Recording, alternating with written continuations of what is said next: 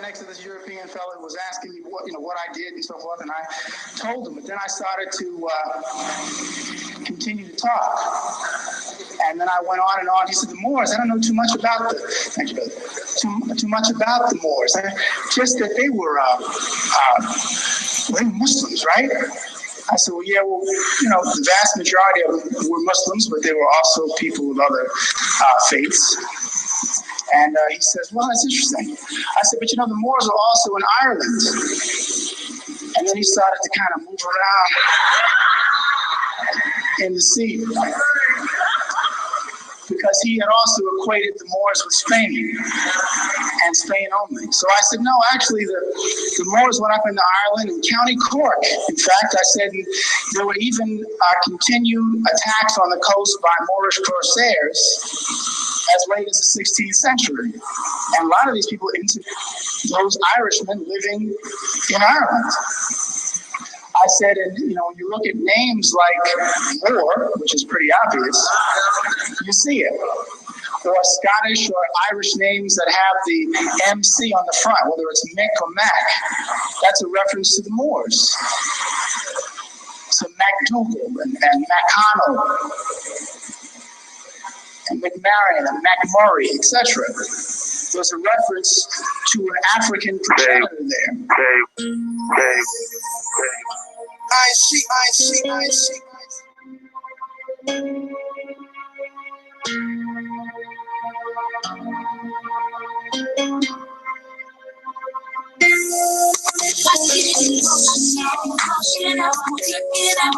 Under pressure of the oppressor, we got to do, we got to make everything better.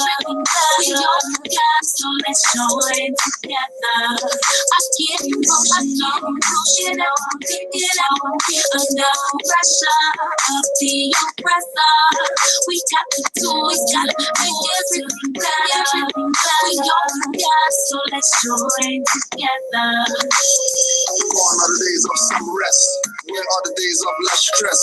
Where are the days of calm unification? Fez and turban, the whole nation under a banner, get banned, got hanged. Canaanland is the song slave sang. Heading up north, past Niagara Falls. Gold on the neck and bricks on the shores. Some just walk on sport on the horse.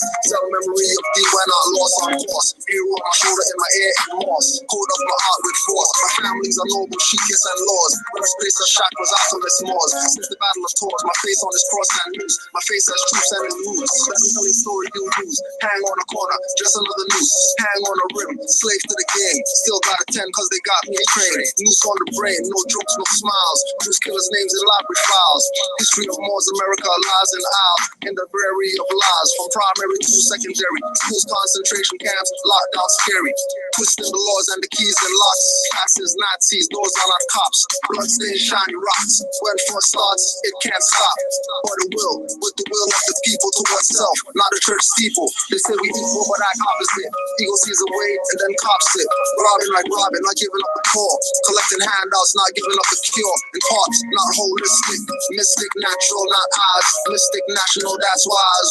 Big shades, it's not iron sheet but plies. All of the puppets sit sewn and stuff it. The rap game is mixed deeds, that's how they love it. Climbing the charts forever, can't get above it. Putting out whack album plus with the budget. I damn rappers float and they can't budget. Lose $1 million house, you can't budget. They use the net and super it's a pen pal. Male or female, that's the signal. I can see Puffy the Magic Dragon puffing.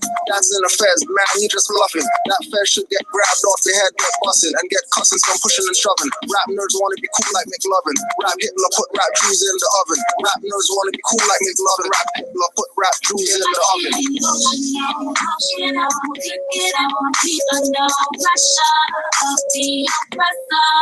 We got to do, we got to make everything better. We all got, so let's join together. I get emotional, pick it up, under pressure of the oppressor. We got to do, we got to make everything better. We all got, so let's join together. I get emotional. I'm on the verge of saying, fuck this though. When I look at all the work that's been put in the canal, it gets more personal. More brothers in jail than the same. Underpaid, underserved, money crave. Prison is a right to pass into the eyes of the youth when they're raised from the youngest age. You're not a man till you feel decay. You can get people with a sawed off gauge. You can see this so much, might as well hail Hitler. Follow with the skin that's rage. Like I'm very much grow unscathed. No more civil liberties getting waived. Criminal nationality, I'm a more than for sure. On the show ground, it's in raid. For the son of not speak is your voice. Committed to use your option of choice. Our champions always on the battlefield. Let's shit till we win, then we'll rejoice. Back on this mic again. Genetically bred to win. I gotta thank God for the stage. A gift of my skin's got melanin. My words must change our condition. They children with love and ambition. Rain for some mean rappers who can do the funny names. I ain't street, I ain't Charlie whispers to Charlie head rush. On the trap and get your head lost. This is the way that we walk on spark in the dark. There's nothing to discuss. When I get emotional, we under pressure of the oppressor. We got to do is got to make everything better. We don't care, so let's join together. I can't know, get out, we under pressure of the oppressor. We got to do is got to make everything better. We don't care, so let's join together. You ever really wonder why the sky is blue? I hear it, the Anunnaki is it true? Tell me what you wanna do, you wanna swim in the blue, what cool spells do? Undercover cops at your block, hole, thinking it's a god, but it's really the Gestapo. President's a damn prop, just a puppet like Pinocchio or lamb chop. Camera, cam pop, take the other back, choose at the football game, scream, better for the back. I'm in wanna be fully putting out for the black music videos on BET, make a heart attack, yo, body. All to the ground, start screaming, stop. You think that it's there, that you're breathing hot. You don't know about the Stargate and the Gulf of Aden, that the only time she says. I heard Cthulhu's not sleeping, BP spills the voice and not weeping. The diamonds on the floor start sweeping into your pockets. Give me free things. Obama is the president, great, but they told you that would happen. And I'm we had to stay, get it straight. Sit in the sun and meditate. Everyone is born with an expiration date. Life is really nothing but a period of grace, separating the best genetic material from the waste and then sending it with haste into the next generation. Constant accumulation of trivial information is blocking civilizations, slowing social progress, reducing the rate of evolution. That's how the humans will lose. The truth is moved. Northeast, west, and south is called news. We under pressure of the oppressor. We got to do is got to make everything better. We don't care, so let's join together. I see the we under pressure of the oppressor. We got to do is got to make everything better. We don't care, so let's join together.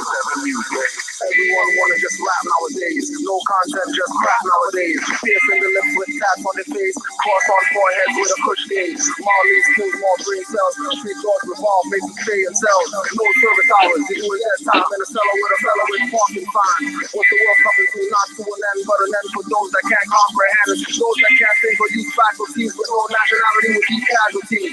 Chaos with planned victims take here like the Jews under Hitler or Draper. No actors calling the masses. No suit, no wig, no funeral, no casket. These cops with masks, light, airtel, 84 prophecy of George Orwell. We living on an animal farm, can't you see it's blazing? Zombies are off the station. Flu shot takers high off a vaccine. So high thinking liquor is Listerine. Then do a dumb shit mindset, walk like wetwood. No buzz around, but they rep hoods. Red big gas while babies get clapped. Not the one sitting giving back claps. Not reconstructed changing maps. Or fake governments imposing acts. Or the ones selling horse meat and snacks. In black, it's only darkness like lax. Third eye blind, sight lacks. Watch it crack when the empire strikes back. What's wrong with this world? Many falling down the wrong trail. But all is well. What's wrong with this world? This must be one of the hell that we are serving ourselves. What's wrong with this world? Many falling down the wrong trail. But all is well. What's wrong with this world?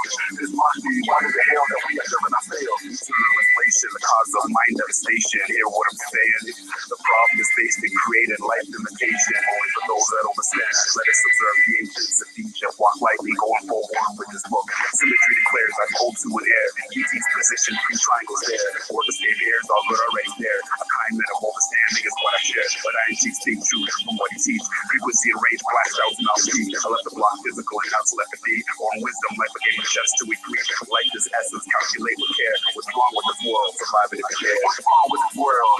Many falling down the wrong trail. What's all this way? What's wrong with this world? This must be one of the hell that we are serving ourselves. What's wrong with this world? Many falling down the wrong trail. What's all this way? What's wrong with this world?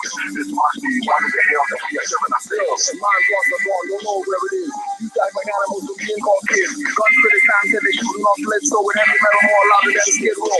Jeans and pants tight with swag like Cisco. Love put on the bad, but where dicks go. Get those signs and labels that is thought. Innocence from those in no sense and bought you. And abuse rap Davis church. Executives playing ball like nurse. Simulating bass shot was hot like the turf. Soul selling out, not knowing what it's worth. Rich rappers pass, they clutching they first. Use livestock nowadays in a hearse. Think life's a movie, the things got fall. Faces were bad, now they tackle eyeballs. Everybody's piercing, train of faces. Unconscious more, stop blaming races. Claim a place, don't claim a state. Those are plantations, no frame or base. This break, I wonder why we're disgraced. Asking why am I part of this race? That I never win. Seems we never won. Fight each other, using their guns. But when they fight, they're using our sons. In wars, never near, always fought once. We'll learn, just need to get scarred once. From ear to chin, stay out the bin. Stay off the corner, learn the hard way. Real killers don't cross over like Hardaway. Stay off the corner, learn the hard way. Real killers don't cross over like Hardaway. What's wrong with this world? Many falling down the wrong trail. What's all this way? What's wrong with this world? This must be one of the hells that we are serving ourselves. What's wrong with this world? Many falling down the wrong trail. What's all this way? What's wrong with this world? This must be one of the hells that we are serving ourselves. What's wrong with this world? Many falling down the wrong trail. What's all this way? What's wrong with this world? This must be one of the hells that we are serving ourselves. Are you sure of the things that you keep? Like the depths and the heights of the knowledge that you reach, are secured in your rights or you breach. Ain't you sure in the rights that you seek? Not entitled to the inheritance left for the meek or the Moors. You want more? The blood that was dripped or the sweat through the pores. Identity was stripped already on the shores. We're the slave ships, I'm a Washington Moor. Came out of slave ship, but you don't want what's yours. Now Troy Davis is a metaphor. Metaphor, simile. A simulation to do it simply. You a corporate artificial entity. Civil like the more tools, not a human being. Ask yourself this question, who man being? If black means pale, then white means being. And from the dawn is where we see. And I shine bright, who's Illuminati? Illuminati, they play hide and seek. I bear that light, they claim they keep. This is our land, they took it over by force. The earth rights and nationality, rims and bright lights is all reality. Caught up in the paper thin system, ignorant of the fact that it's just a fallacy. Fabricated fiat, fraud fiction. Take a strong starch crack additions. Miles from the throne, we already home. Mine is the rock without a pot for pissing. We owe it all to the end of villain. It takes courage and discipline to right the old wrongs. We used to singing old songs and wake back up from the sleep you've been in. Sip a little more juice, a little more rum and a little more juice, a little more sky and a little more goose, and another little black fairy tale hype very well with a little more dead and a little less truth.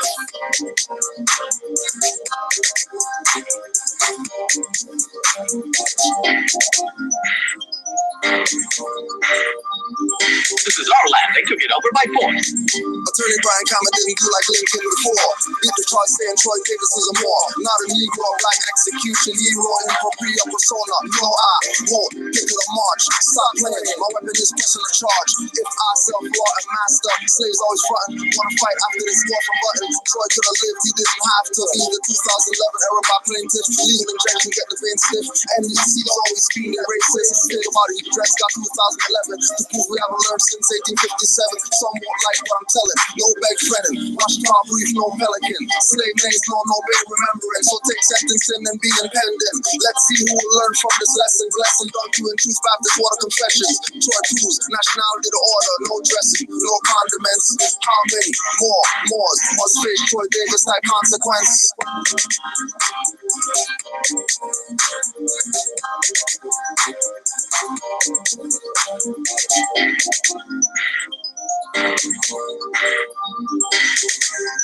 This is our land. They took it over by force. Once again, another rifle victim. Accusations made Troy Davis a victim. Coupled with the grudge and the rage of the system designed to get acts of deception and miswage war on the gods. The identity lost, flaws, controlling all cause. They losing DNA cause of the whole incomplete. The game to compete is way more prevalent. They know they got to feel the defeat. Maybe wanna know why the better of the Melanites suffer from the so-called elite and to know that you're landing your birthright nature. Inheritance, yes, law be your savior. Rise in peace, Troy Davis, we're calling on your name. Live on their minds we created. Reality we make it as real as it gets. Try to give us all the dollars we need turn the changes. In the civilization, give this movie called Celestine Prophecies. It's a movie, Celestine Prophecies, written. It's a book actually written by James Redfield. But in the movie, there are two crackers riding down the road. These two Albions are riding down the road. One turns to the other one and says, well, how did they get the land in which they have quiet? Referring to the Catholic Church. Guess what this cracker said and looked at him and said? He looked at him and said, the Moors gave it to them through a land grant. This is in the movie. Go get this movie. I ain't sheep. Hey, yo, this is straight up for all them niggas out there fronting on some bullshit in the beginning. Fuck that.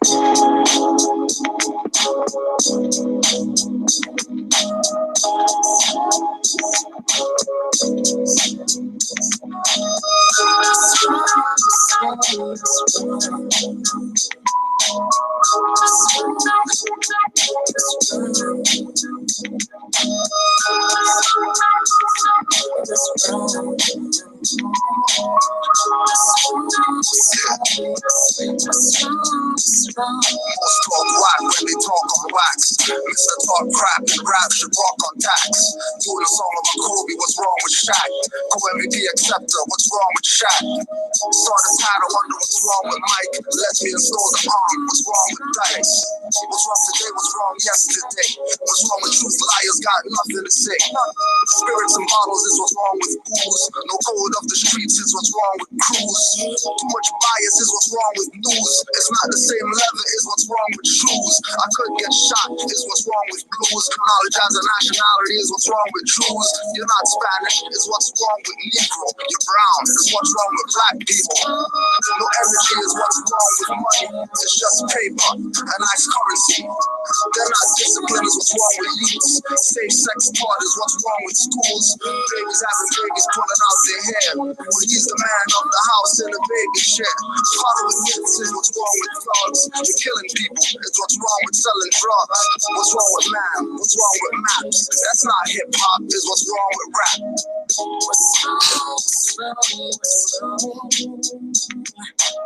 What's wrong with me? What's wrong with you? You're messing with swallowing bird that give the flu. They give the virus and got no cure. Got you taking bait with no law. I'm the white man. What's wrong with y'all? Niggas are monkeys. We think it's star. Blacks are deaf people, and that's a fact with no volition. Is why they act the way they do. Things backwards and forward too. Pioneer clothes, that's why you have an awkward view. What's wrong with me? I trip with Jupiter and Esau. Who's more conscious than killing black people? What's wrong with crack? It's not evil. Midnight lane against the pyramid, just the ego. Through deception, we still suffer slavery. When accident's over, don't say maybe. It's old line, slavery is alive and well. Why not honoring for our parents is why we fell. No man is able to change my descent unless beyond God is Allah, his hand extends. The great sin to us is nationality, and failure to claim our nationality. How far do the effects of great sin go? Down the rabbit hole, walking on gold brick roads. Patriot U-boats using our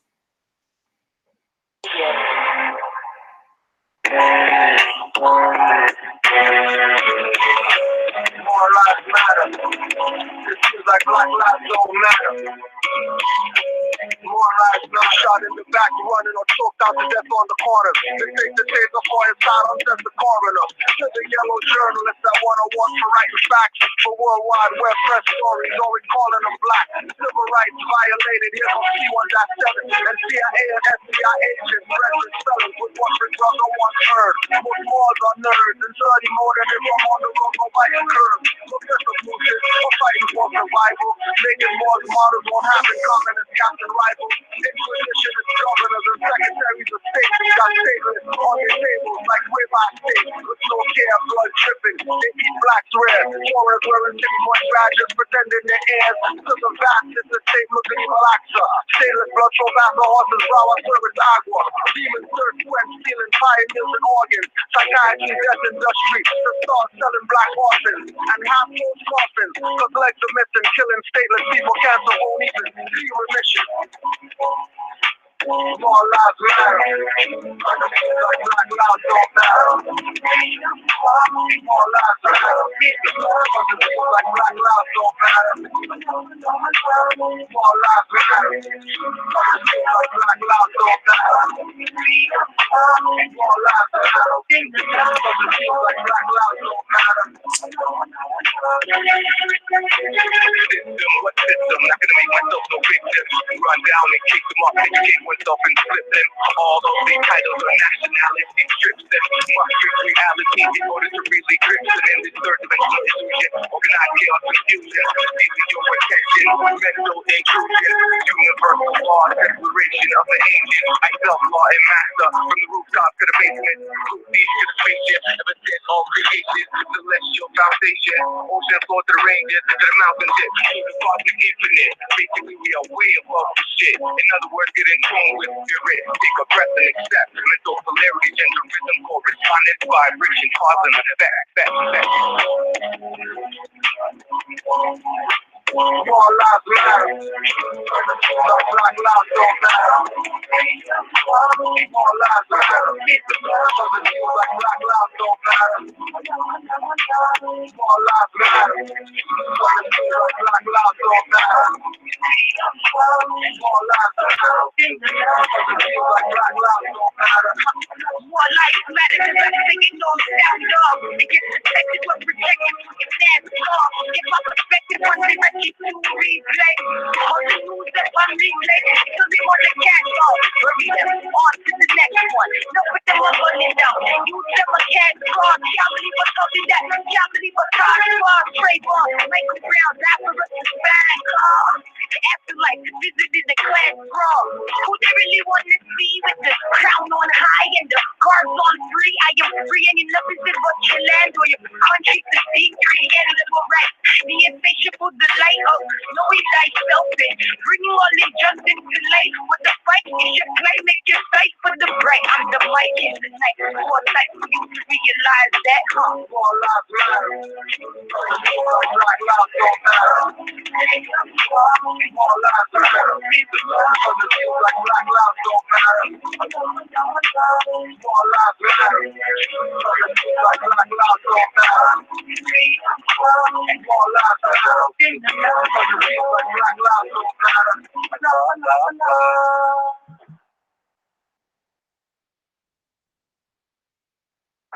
Peace and love, Moors. I am your host for tonight, Ms. Raheem Aleph L. You are tuned into MHHS, Eyes Wide Open, Sons of Allah, for Thursday, May 2019, third Thursday. We are here, the 16th, and 2 days before the full moon in Scorpio. I'm here along with my co-host, the Reverend Cujo Agbo. L. Peace, Noble. Islam, Noble.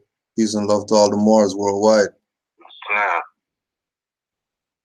Indeed, indeed. Salute to all the Moors in the chat, supporting and spreading everything. Man, it's so much to get into and unpack. As usual. Tonight, I gotta say, as usual, man, as usual.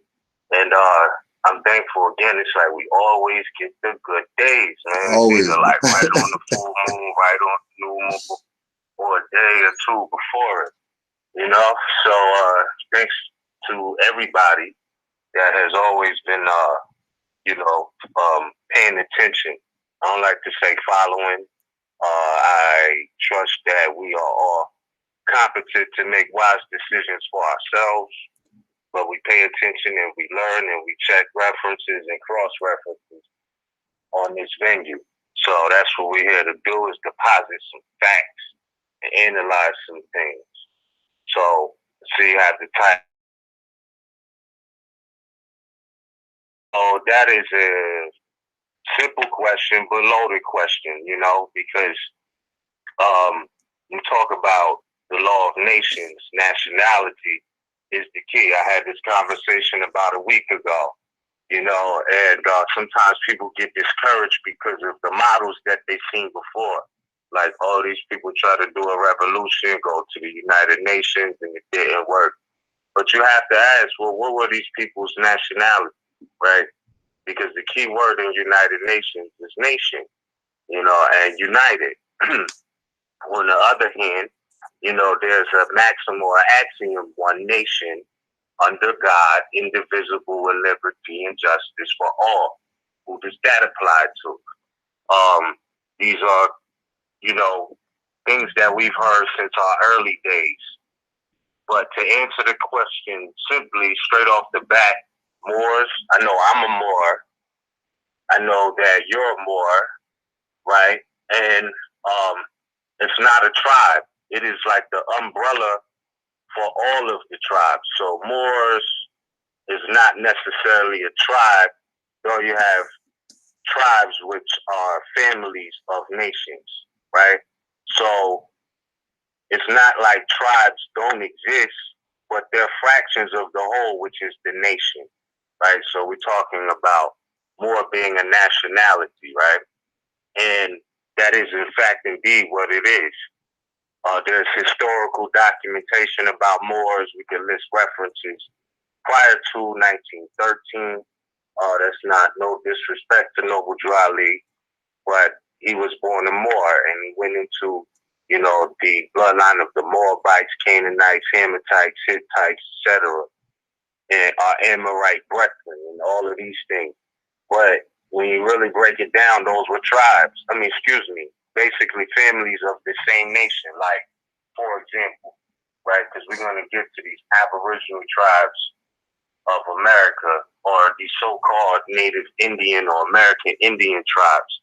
Because it's a lot to really unpack. But, so when he's listing Moabites, Canaanites, etc., these are all still one family. But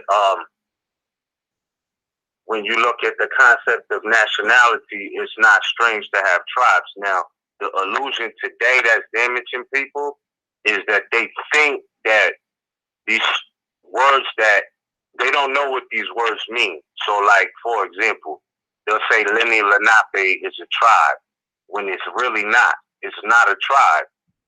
It is an accurate description of a nation, but it is not a tribe, because all it means is original people.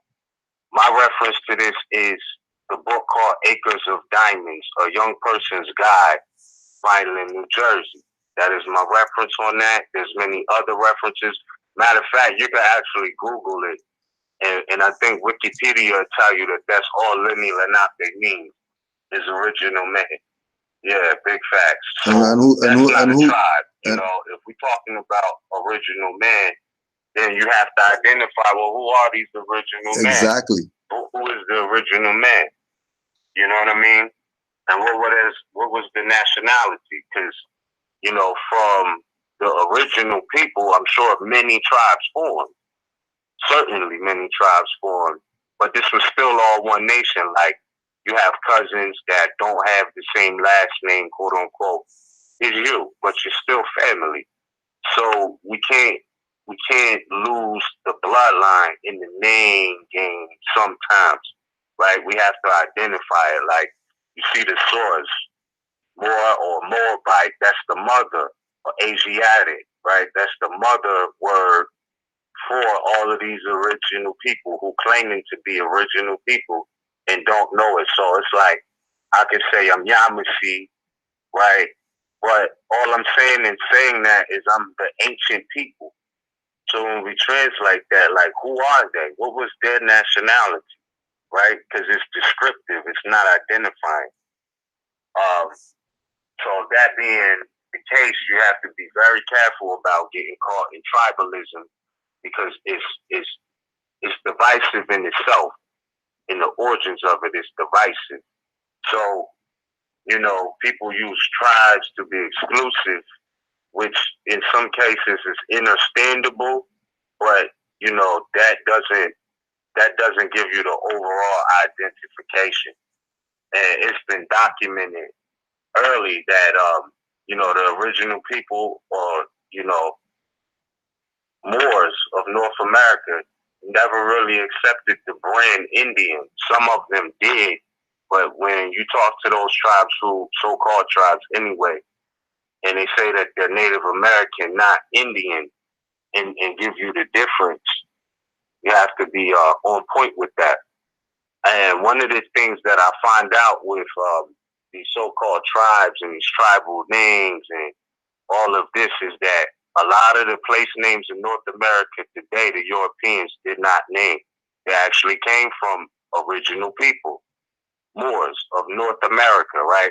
Now, we already gave the whole history about how we was already here before the Great Atlantic split from the earthquake. Noble Drew Ali speaks about this. It's in every so-called mythology throughout the world. They talk about the Great Deluge and the flood. That happened, so-called mythology anyway.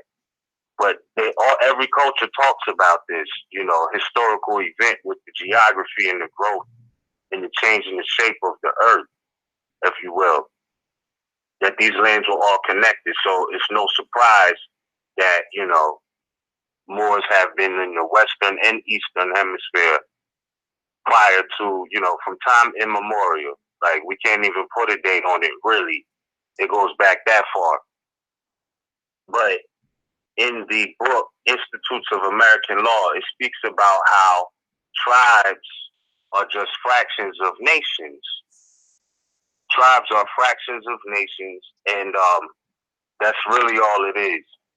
So I would say before somebody claims a tribe, like, I could do the knowledge on what a Moor is, and I fit it to the T.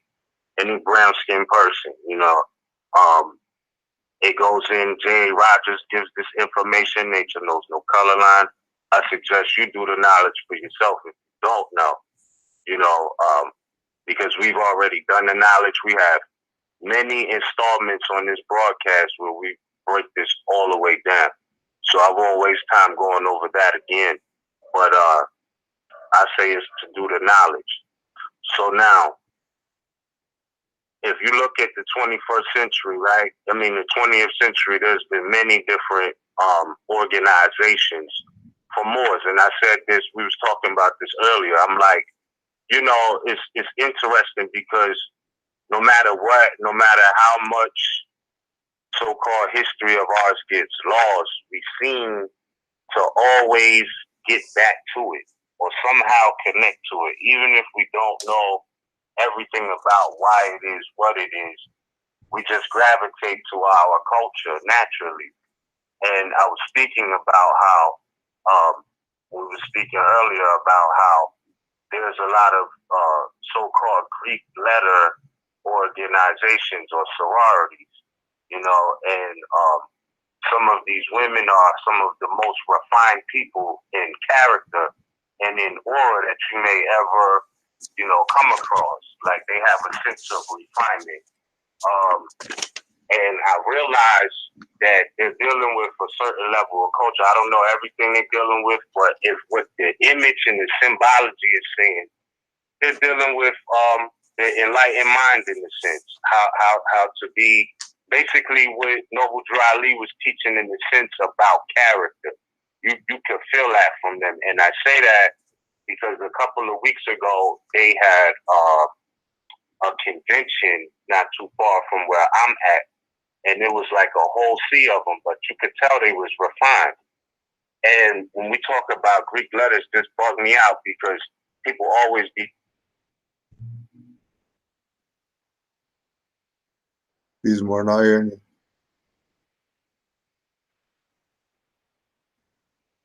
They're not hearing you.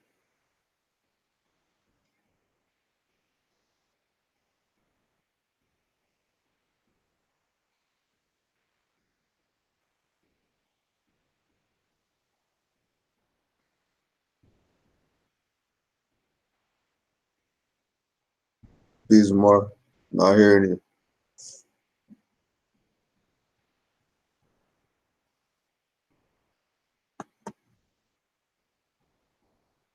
That's weird.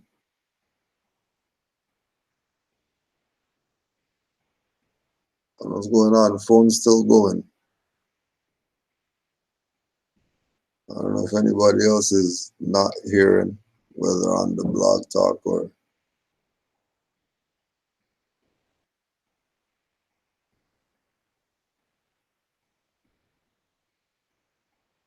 Well, it looks like we'll just keep it moving until we hear something change. So when we're talking about nation,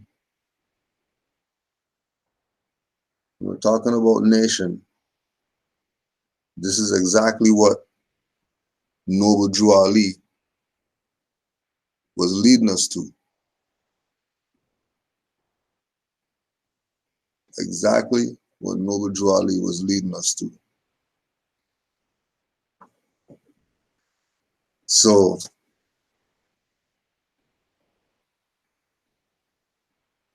let me just text him to see what's going on. So everybody forgets that Noble Drew Ali was Cherokee.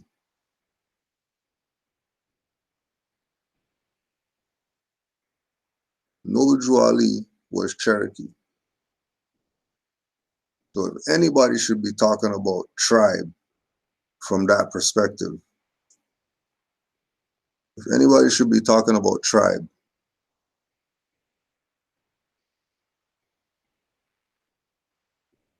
anybody is talking about tribe, it should be Noble Drew Ali, because he is bona fide Cherokee, which is a tribe. That's not nation.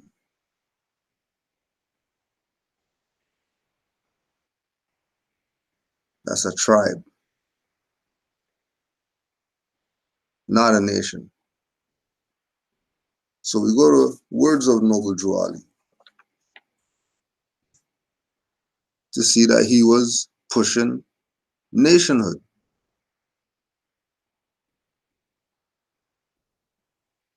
Prophet Drew Ali speaks to the nations. If you have race pride and love your race, join the Moor Science Temple of America and become part of this divine movement. Then you will have power to redeem your race, because you will know who you are and your forefathers were. Because where there is unity, there is strength. Together we stand, divided we fall.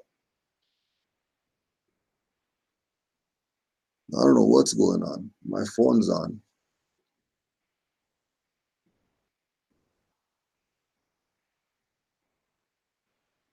But I'm not even getting a message back.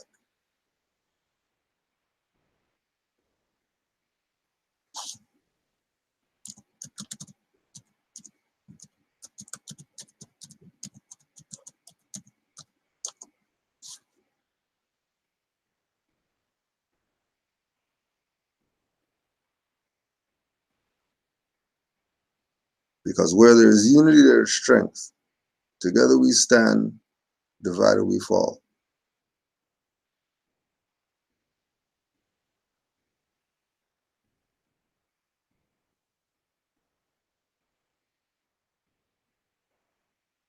Come, good people, because I, the prophet, sent to redeem this nation from mental slavery, which you have now, need every one of you who think that your condition can be better. This is a field open to strong men and women to uplift the nation and take your place in the affairs of men by the prophet. And then he backed that up, telling the Moors, I brought you everything it takes to save a nation. Now take it and save yourself. You will never be saved unless you're talking you're part of a nation. And the only nation that you can be part of in Morocco is the Moorish nation.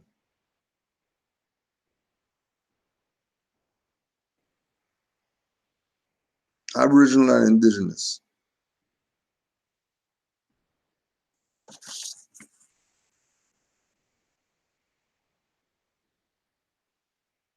On this side. Not over there. Not tribal.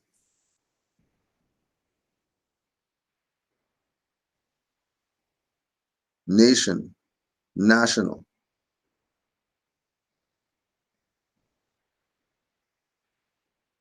Because remember, the original man is melanin. That's the whole point, that it's us. Everybody has us in them.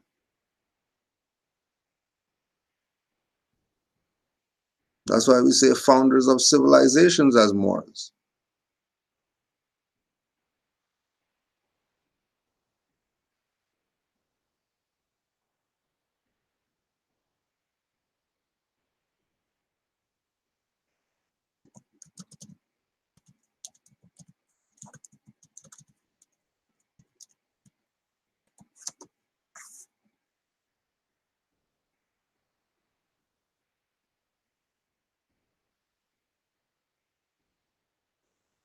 All right.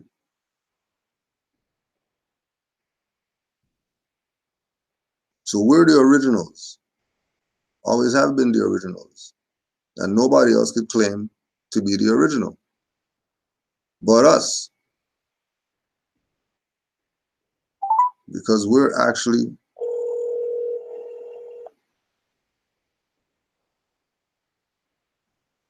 because the hell's going on here?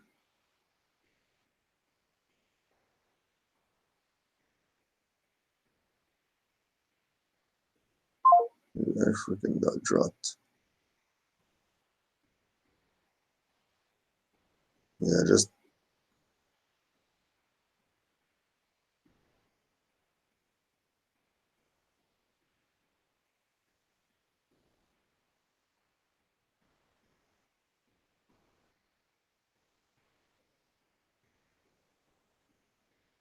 that's crazy. Welcome to Blog Talk Radio. Please hold and you will be able to listen to the show. Hold up. And Cool Joe just tried to call me. If you can hear me, Cool Joe. You are now in the host queue. Call back if you can hear me. All right, hold up. Unmuted. Peace, Moor. Peace, Noble. You there? What's good, yo? Oh, man. What was that? Well, I have no idea, bro. What was I that? have no idea. I thought, yeah, bro, that was crazy. Yeah, that was crazy. You were in the chat when I didn't hear you. So I think that was on your end. It could have been mine. I don't know. I don't know. Cause my phone was on the whole time. Like I'm seeing the number going, but I'm not hearing anything. And I'm seeing people in the chat. And I'm like, hold on a second. The people in the chat are talking like they could still hear Miz, but they can't hear me. Yeah. Right. Yeah, so yeah. I thought you got dropped. So then when I called you and I realized you didn't answer, somebody in the thing says, "Yo, we can hear. We're listening to Miz right now on Blog Talk." I'm like, "What the hell do you mean?" So I hung up and then just called back in right now, pushed one, and then so here we are. So I don't know what you said the whole past whatever. I have no idea what you said. I don't know where I went either. All right. But we're here. Yeah. I'm gonna catch you up. But I see somebody in the chat. Peace to y'all. Somebody said unmuted with the curious face. Yeah. Shout out to Conway. Now that's what happened when somebody called into the line, you know, and you open the line up. That's what it said. But I didn't have you on mute the whole time. I didn't. No, I know that. Yeah, I know that. So, yeah. I know something's up. They tried something. Yeah, it's all good. I didn't know if they understand on you. Yeah. But yeah, I was saying, just to catch you up, I was trying to yield the floor to you, but just to catch you up, I was talking about the specifics of, you know, how we identify ourselves. And I was doing some research in the area I'm at now, and it was a book called Diamonds of Acres.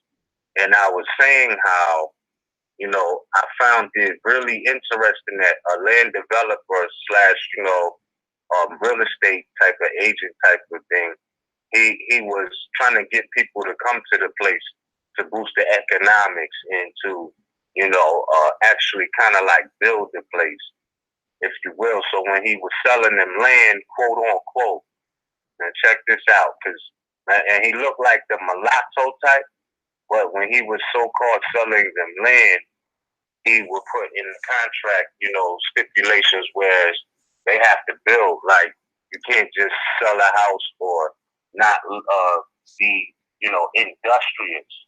It was an agreement to develop the land.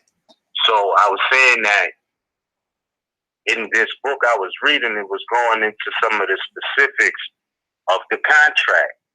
And one of the things that it said in the contract negotiations, somebody who was interested in allegedly buying land, and we're going to get into this tribalism and this rent out in Seattle in 1 second. But with the tribalism as far as buying land or whatnot, in the contract, he had renegotiated or asked for the word wood to be substituted with timber, right? And you would assume that they were the same thing, but it was a reason for him saying, nah, the word wood doesn't belong in the contract, put timber there, right? And what I was saying was that that's so specific, and we need to look at identifying with our nationality the same way, because there's a bunch of nondescript words that our people have been using to allegedly identify themselves or describe themselves. And, you know, when you are dealing in world affairs or even, you know, just basic life, people are going to have their own assumptions. But when it's time to affirm, like in writing, you don't want to be using the wrong words, because that's precisely what jurisdiction is. You know what I'm saying? We talk about jurisdiction all the time, meaning right words. So we keep in mind the different attributes of jurisdiction. And this is why, as a nation, you know, it's not even about whether you're right or wrong, and Moors are, you know, exercising their right to travel, and, you know, people upset and hating and all of that. And, you know, it really boils down to the fact that they have no jurisdiction. And when you don't have jurisdiction or right words, you cannot enforce anything, because there's no right words. You know, it's no jurisdiction. So then you look at the types of jurisdiction, and it's already been stated. Enumeration 40 in the Institutes of American Law of the preliminary book, it goes in about how the Aborigines or persons of the so-called Indian race are not citizens of the United States, thus they have no jurisdiction. You know what I'm saying? They're regarded as separate political communities. It goes into this. So I'm just saying that with nondescript words like, you know, Negroes, blacks, coloreds, you'll never find, you know, tribalism or nationality in that. You know, because they're not ancient, you know. So there's not much timeline to trace anything back to, you know. So a lot of that history goes straight into the 1800s. You're lucky if the 1700s, right? It's barely, because we're talking about that word being used the last 25, 26 years of the 1700s. So we know for a fact that, you know, it's only so much you're going to trace back with the word Negro.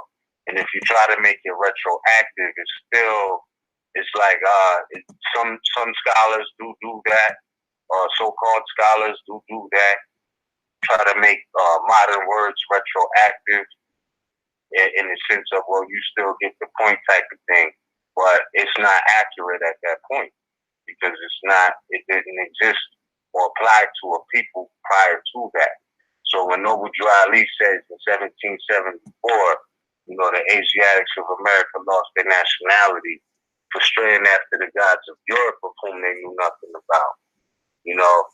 These are key time markers and timelines because you don't have that much history about that prior to.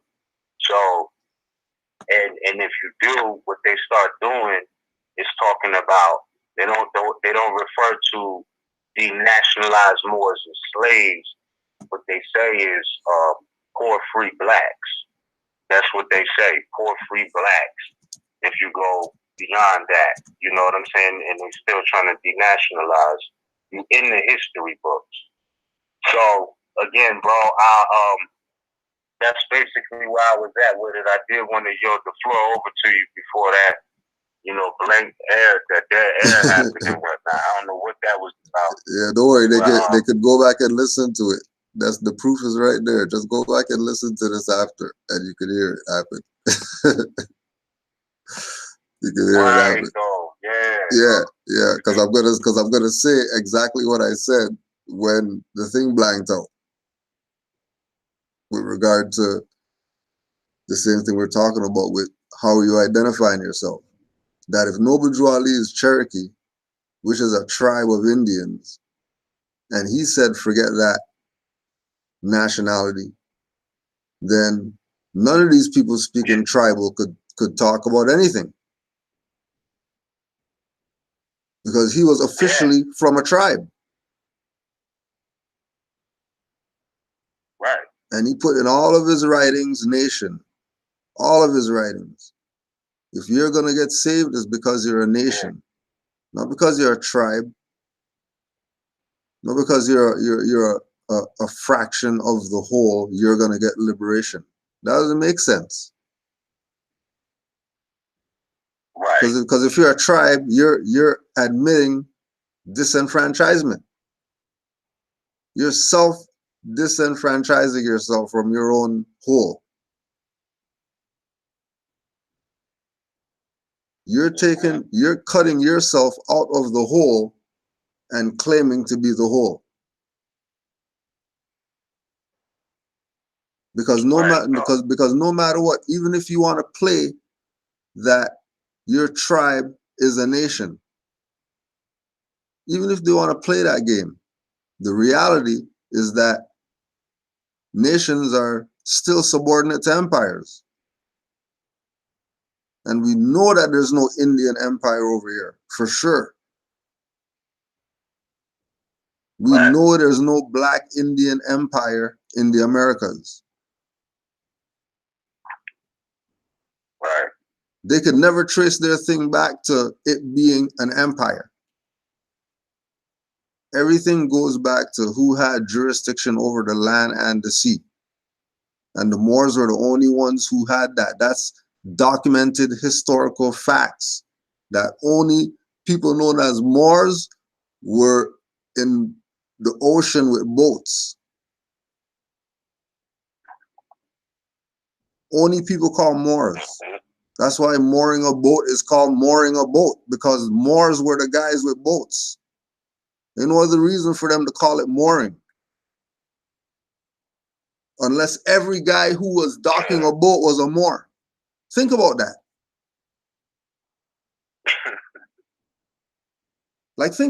Do you know that's in every language? Mooring is called docking a boat. Yo, every language. But our people are playing around, they're not Moors. There's some tribe of Indians. There's some tribe of Los Indios. Tribes of those without God. Savages. That's why we're in the situation that we are right now. And trust me, I'm in the school. I know how messed up it is. Like, you know how messed up it is when You know what's crazy? When there's going to be an arrest in Kenya for some Chinaman going there, and then he's polluting rivers and all this type of madness. Just go look it up. The whole thing is about Chinese and a Kenyan guy. Chinese and a Kenyan. Chinese and a Kenyan. Never ever they call him yellow. Ever, ever, ever, ever. Never ever they call him Asian. Never, ever, ever, ever. Chinese all the time. Kenyan. Never ever, ever they say African guy. Never, ever, ever. Always said Kenyan. Always said Kenyan. Never once did they refer to anybody as colors. Matter of fact, they even called the Chinese a national. Yeah. Now if that Chinese is a national, how come the people who debate Moor saying that we're nationals don't go debate them about why they're nationals? How come they're not challenging all the other people that are nationals? They're only challenging their brothers who are pushing the teachings of the honorable prophet that we're not Negro, black, colored. We have a nationality. What's so wrong with that? That you gotta fight that. But then you're not gonna fight other people with nationalities. Well, go ahead, Moore. Yeah, no, I just wanted to add this one before I go into some references, not cutting your wisdom at all. But if it didn't hit anybody, remember that a couple of years ago, they had some so-called Chinese in so-called South Africa. You know where I'm going with this, right? And they labeled them black. They said that the Chinese was black people, which, if you really do the knowledge, is showing that black is not a nationality. You feel what I'm saying? They was trying to put them in a class, not necessarily a nation. Feel me? You remember that though? Yeah. I know you remember that. Yeah. That was like, hold on. That didn't wake people up. I don't know what would. You know, because they saying that Chinese person is black. Chinese was saying we're not, type of thing. And it was like, yo, what's going on? And this was before the Moors down there actually started going in and taking land back and sending pilgrims right. back in, sending them back to Europe. Yep. Yeah, that was before that. Yeah. So yeah, more.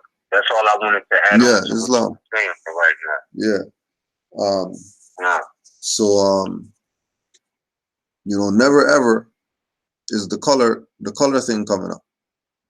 They're always identifying when you look at international news. They don't talk colors.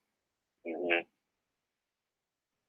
They talk about different nations, and then also too when we were talking in the beginning, don't forget, you know, when you think about United Nations, remember League of Nations is really what the United Nations is.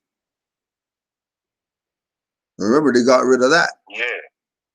Because they had to, yeah, quote unquote, evolve. And you have two Europeans that start up some United Nations. Now, that's late with regard to Noble Drew Ali, who've been talking nation since early 1900s.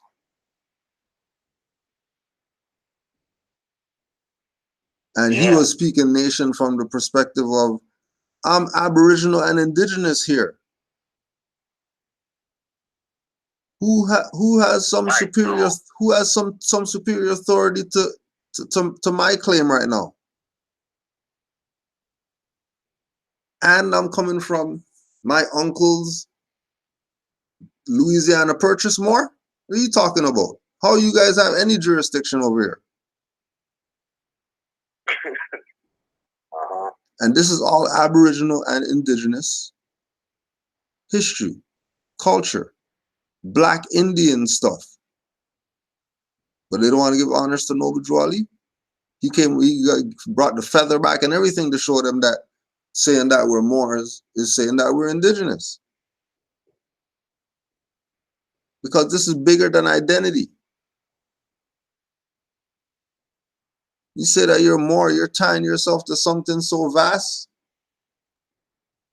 you can't even comprehend what you have.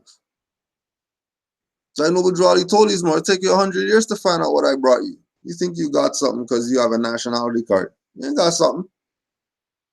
Well, you got proclamation papers, that means you got something. You ain't got nothing. Like the depth that nationality and nationhood goes. You know what I mean? It's no wonder he had to divinely prepare a Quran and all that stuff, because, you know, he even told these Moors, I wake you up all at once because you guys go nuts. If you wake all you Moors up at once, it's not going to be, can't do that. Because that truth and falsehood strangely mixed would make people go crazy. Oh yeah, you already see it. You're seeing it right now. People going nuts just because they aren't grounded with a nationality.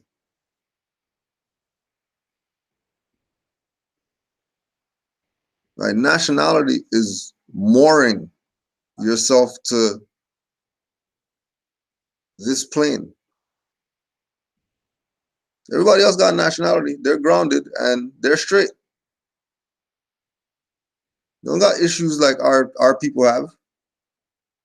And if they do, their stuff is taken care of.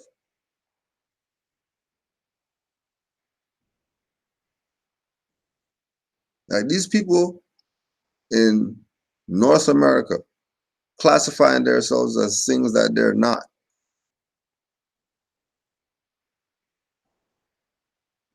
That again, like even when we go to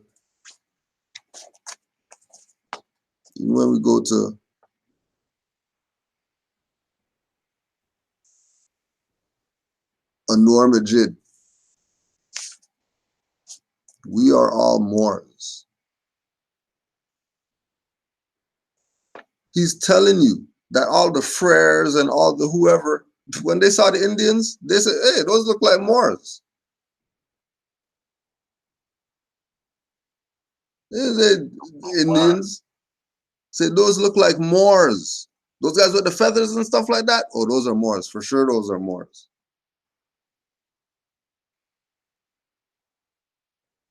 When Spaniards came here and saw the people here, lost their mind.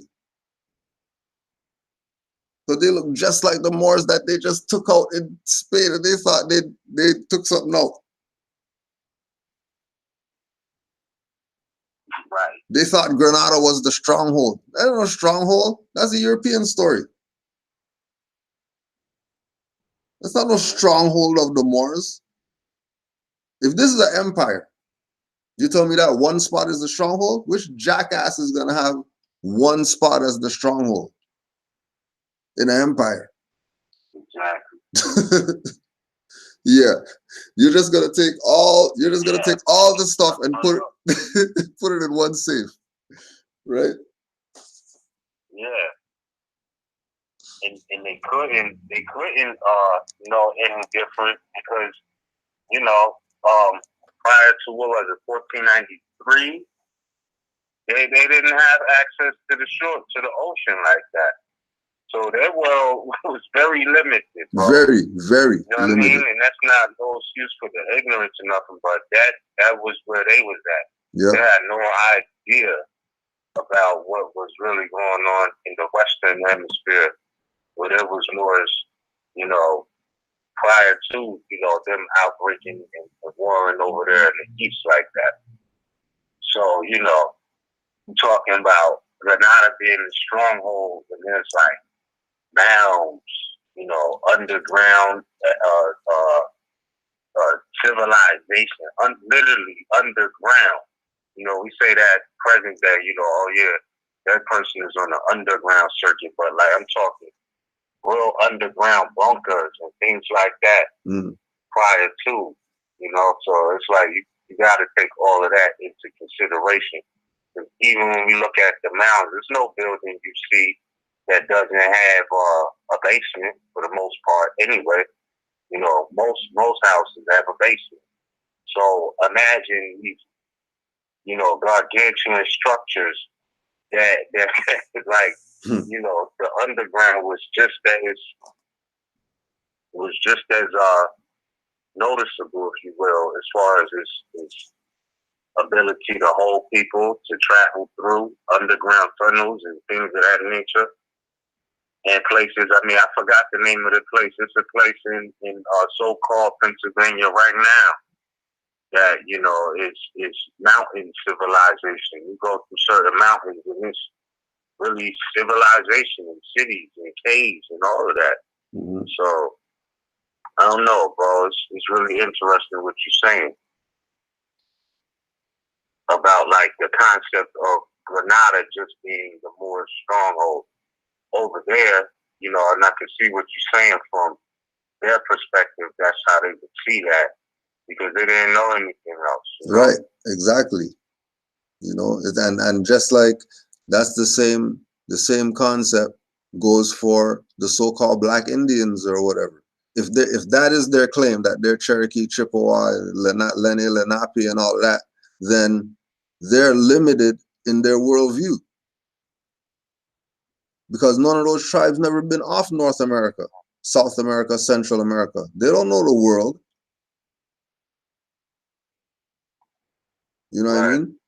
Just like the Europeans, they thought they got something when they got Grenada. Like, yeah, we conquered the Moors and all this stuff. They find all these maps or whatever that. Hey, what do you think? This is the world?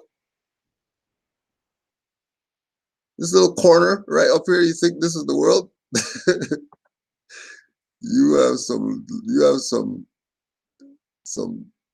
navigating to do if you think this little jurisdiction is it.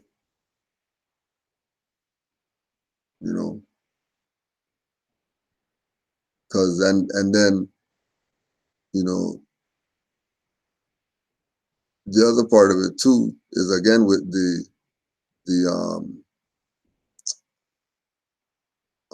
Noble Drew Ali resurrecting the flag, which they're talking about 50,000 years. That flag's been on this side flying.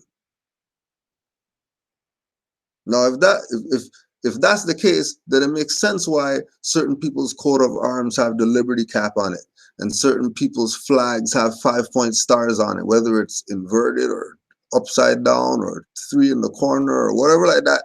They're going to use that star because it's the foundation. And again, with us saying that we are a nation and all that stuff, you better have a flag.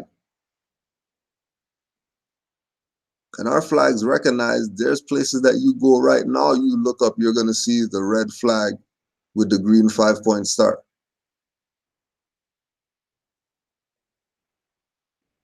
And you're saying that that's not Moorish?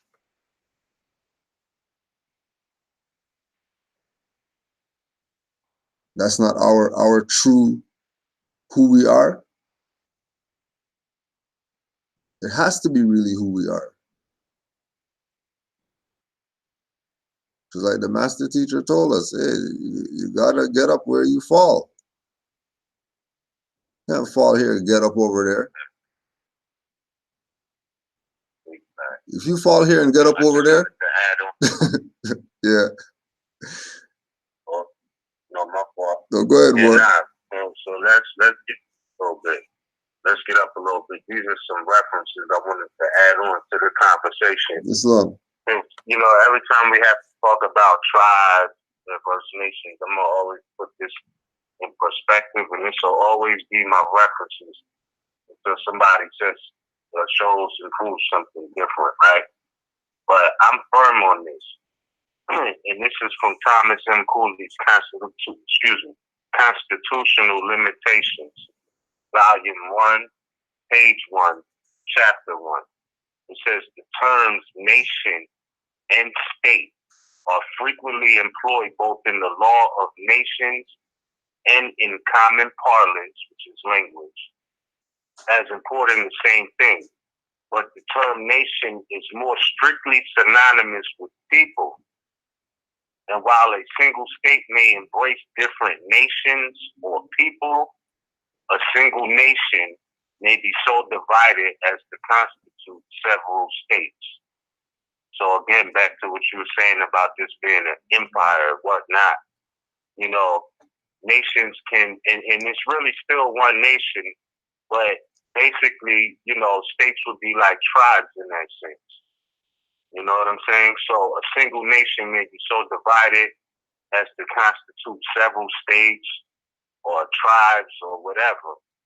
And again, this is a reference, right? Because we was mentioning earlier about the League of Nations, and Noble Drew Ali was mentioning about linking itself back to the family of nations. Mm-hmm.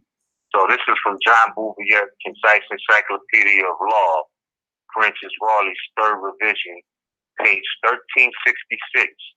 Under the definition of government, it says this, and this is the excerpt. It says, the family is a society. And I just want to say this before I continue. When you see the words Societas Republica y Almoricanos, that's Almoroccan society. You know what I'm saying? Or Almoroccan family, or American family, not pilgrims posing to be Americans, right? So the family is a society and expands into clusters of families, into tribes and larger society, collecting into communities, always carrying the habit and necessity of authority and mutual support along with them.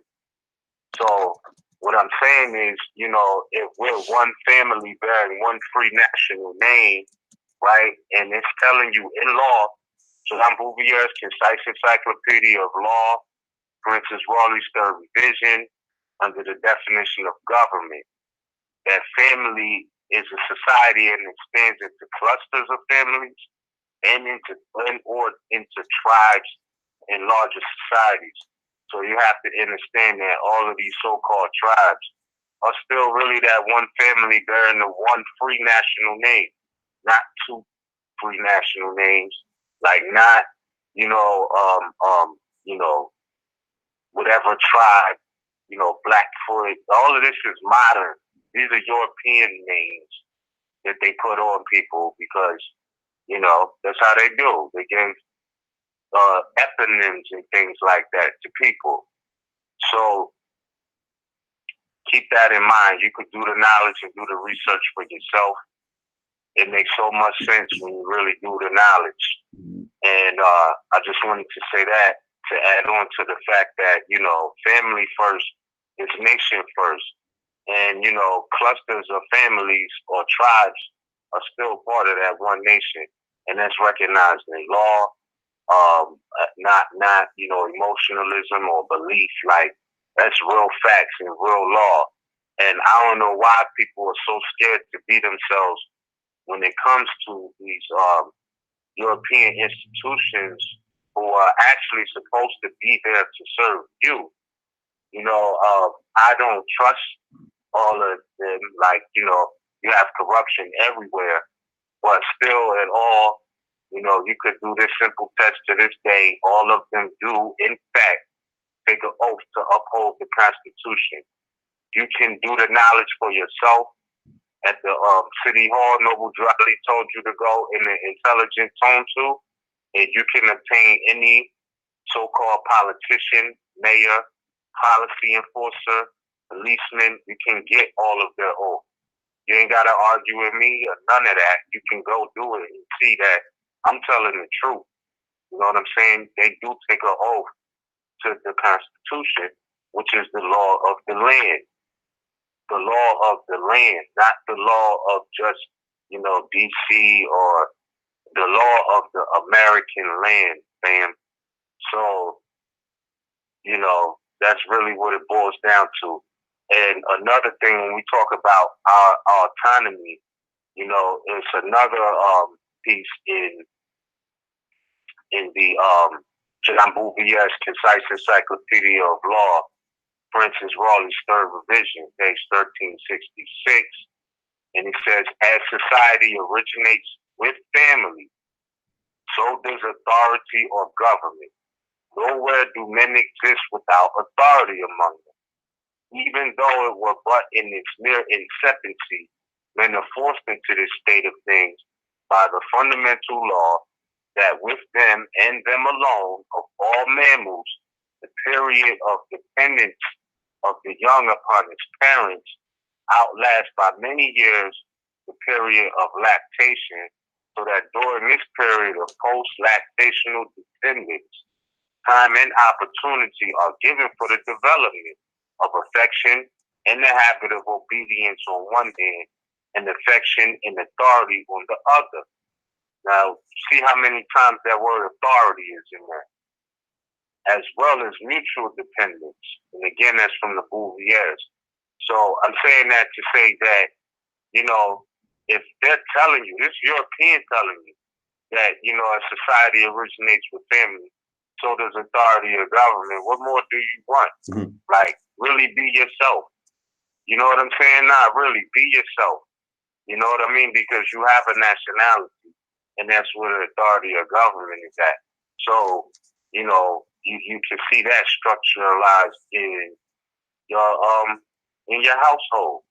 How you came up, how your grandma came up. What was the order and the structure when they had big families, abundant families, and that was the norm because these were freeholders by inheritance.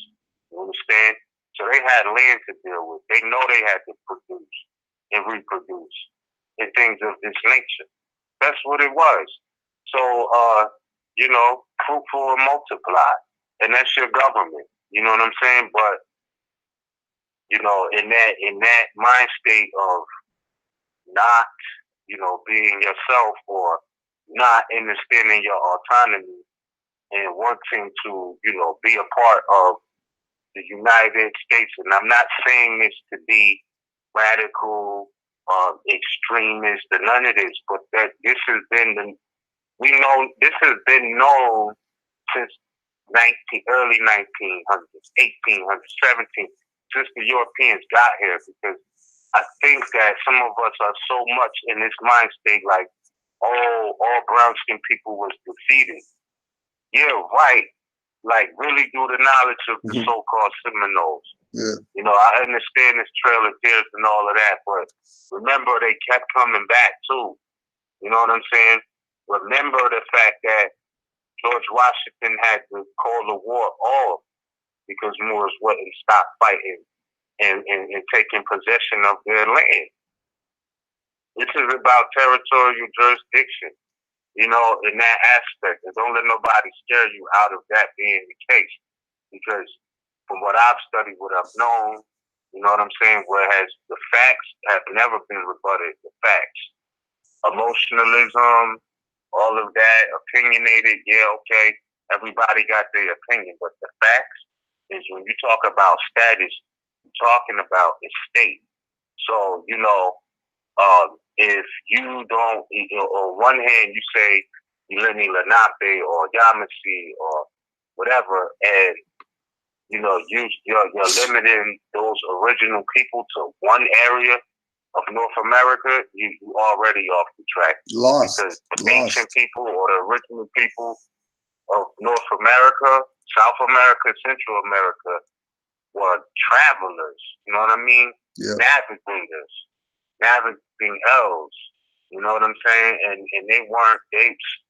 Yeah, right. You know what I'm saying? You think they do it big now. You know, they had you know, they had places in Miami in the winter up north. You know what I'm saying? They would go south. I mean, think about it. Because when we talk about our nationality, we also have to talk about our customs, our heritage, and culture. These were things that were lost according to Noble Drew Ali's lesson. These were things that were lost due to the fact that we wanted to gratify our lower self, right? But when you pay attention, when he's telling you how to win, and the blueprint is astrology and cosmology, because he says it right in chapter 1. You know what I'm saying? You know, let him know that the spirit of the cherubim, seraphim, and who rule the stations of the sun, and the spirit of this mighty Allah, who rules the solar stars, are his guide and his protector, and they will lead to victory.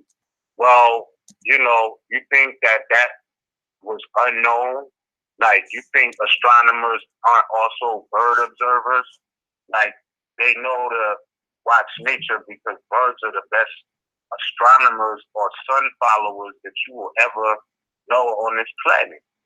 They say birds fly south for the winter. You think that that's just happenstance? No.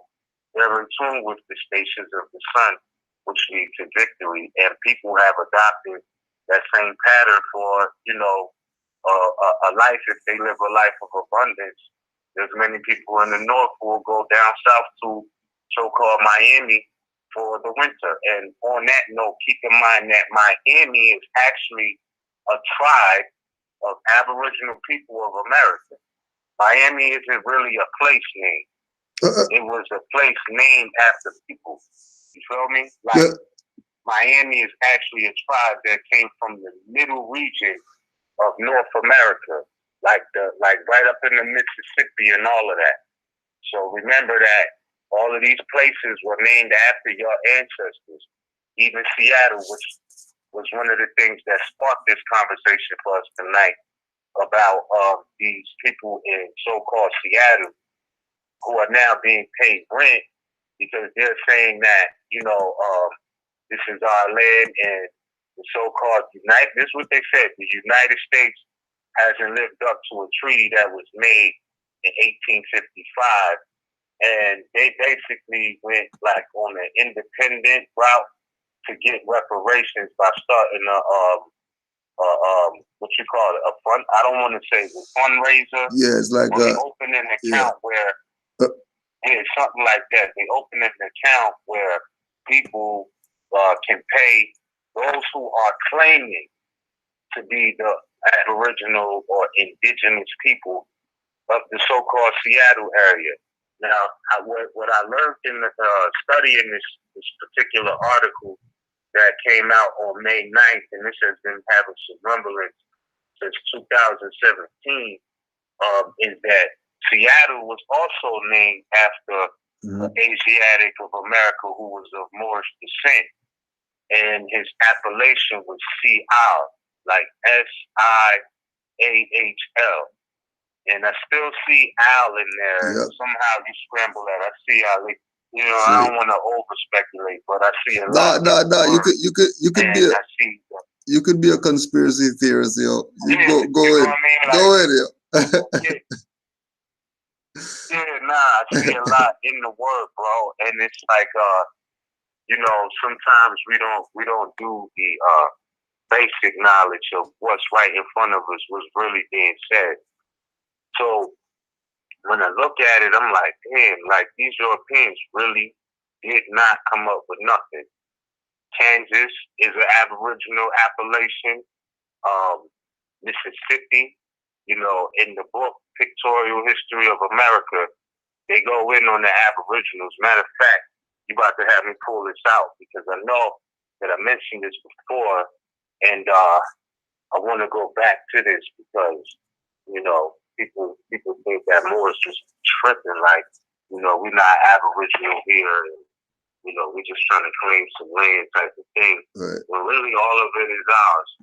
But you know what I'm saying? They really didn't come up with anything. So in this book, they talk about how the Mississippi was really Mississippi. Mesha, Mesha. And if you study Mesha, this was no doubt a Moabite. You know what I'm saying? This is like the chief Moabite, honorary Moabite. Anybody who studied, well, I mean, let me say this in the aspect of if you study Moabite history, you're going to come across Mesha or the Mesha steel or the Moabite stone. These are just basic things. And no, we don't learn about this in school. Like, I didn't learn about, Moabites being the ones that actually established the Greek alphabet. Like, I literally had to read Masonic literature to figure that out. You know what I'm saying? Or to have the evidence, like the facts, the reference, and the resource. That came through study. I'm like, oh. And one of the most revealing things about that studying aspect of finding out that the Moabites established the Greek alphabet is one that made so much sense because it's math. Circles, triangles, squares, that's how the alphabet starts off. So I'm like, this is 360 degrees 3 times. Right off the bat, it starts off circle, triangle, square. You know what I'm saying? And that's the language of our ancestors. It's mathematics. It definitely is. It's mathematics. And, when we had to reduce that to words, because we could speak math without saying the word. Pyramids is evidence of that. You know what I'm saying? The house builders is evidence of that. The extravagant buildings that you see throughout all of the so-called major cities in North America is evidence of their language being math, of them being builders, right? So I just want to say this real quick because we're talking about, nationalities, tribes. Okay, so this is from the book Pictorial History of America. And in the back, it has an appendix. And the appendix is titled Aborigines of America. And the appendix is, let me see, how many pages? The appendix is 48 pages, but the book is like 800 or something pages, plus another 48. So in the appendix on page 4, it says, now, and this is where refinement comes in, right? Because we know Indian is a brand name. But it says this, the Indian of North America are marked by considerable difference in stature, color, and physiognomy. Their average height corresponds with that of Europeans, though many individuals may be found in various tribes far exceeding the ordinary height. Their color varies from a cinnamon brown to a deep copper color, and some have been found of an olive yellow tinge. They almost universally have black, straight, and stiff hair, right? This is what it says in the appendix book, right? So their color varies from a cinnamon brown to a deep copper color, and then you look up American, you know what I'm saying? It don't say nothing about no Indians. That's a misnomer. So, you got to do your study also with a little bit of refinement. You know what I'm saying? So, pardon me, I was saying that to say that, a lot of these place names was named after Moors, ancestors who today have been labeled, or some of them resonate with being black, and though that is not accurately the word in the historical sense to identify us, even present day, I think it's been an era where people have, started to resonate with that. But when you do the knowledge, you'll quickly see that that's not true. There's so much more to you than being a color or so-called complexion or whatever.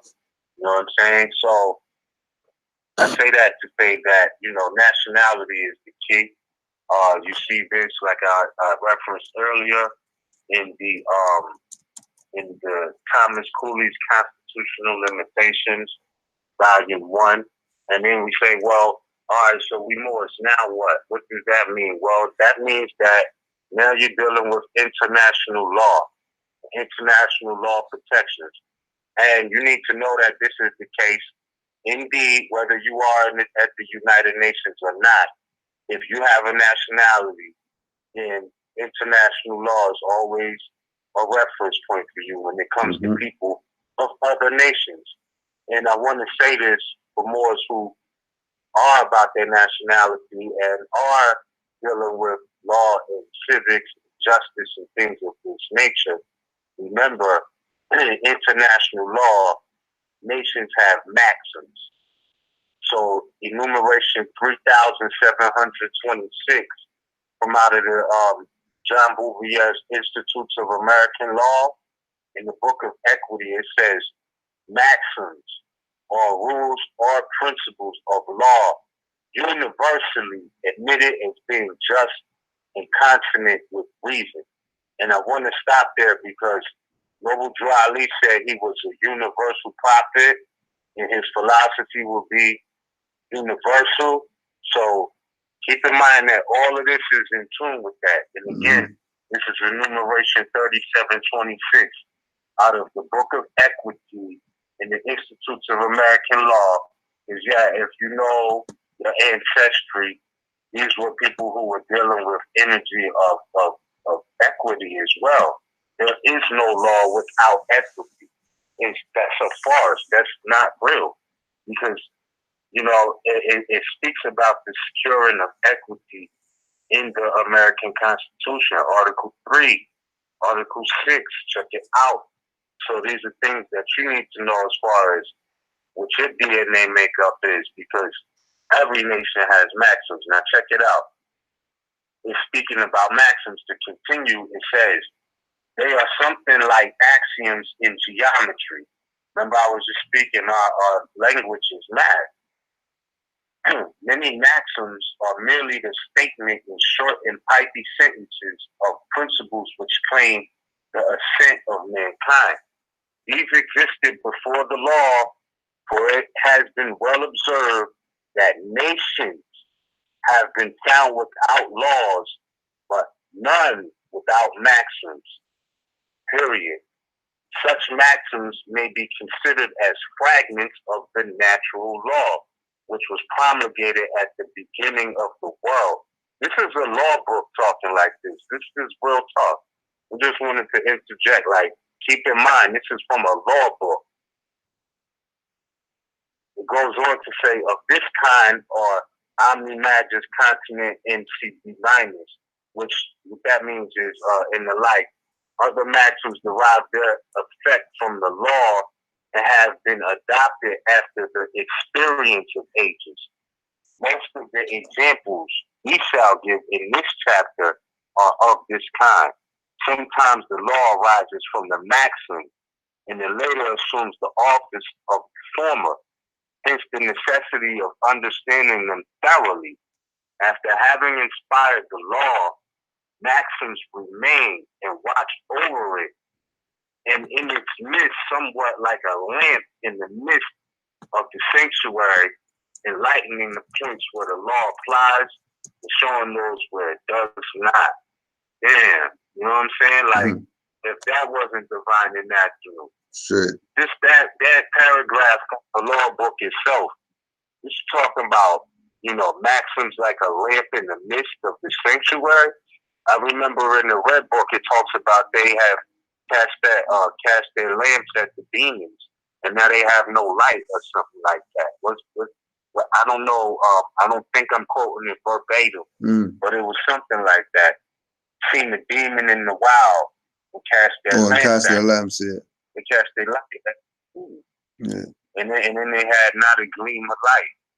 You know what I'm saying? So be careful with your light. Be careful with your culture. Watch who you share it with. You know what I'm saying? Because everything is not for everybody in one aspect. But yet, the principles and philosophies are universal, as Noble Drew Ali said. So don't let me sound like, you know, there's not a sense of cohesion with society in that sense. But at the same time, you know, everything is not for everybody.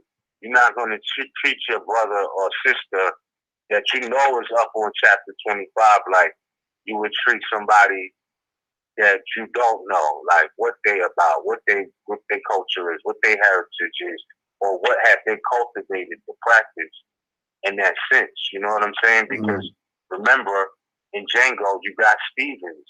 You know what I'm saying?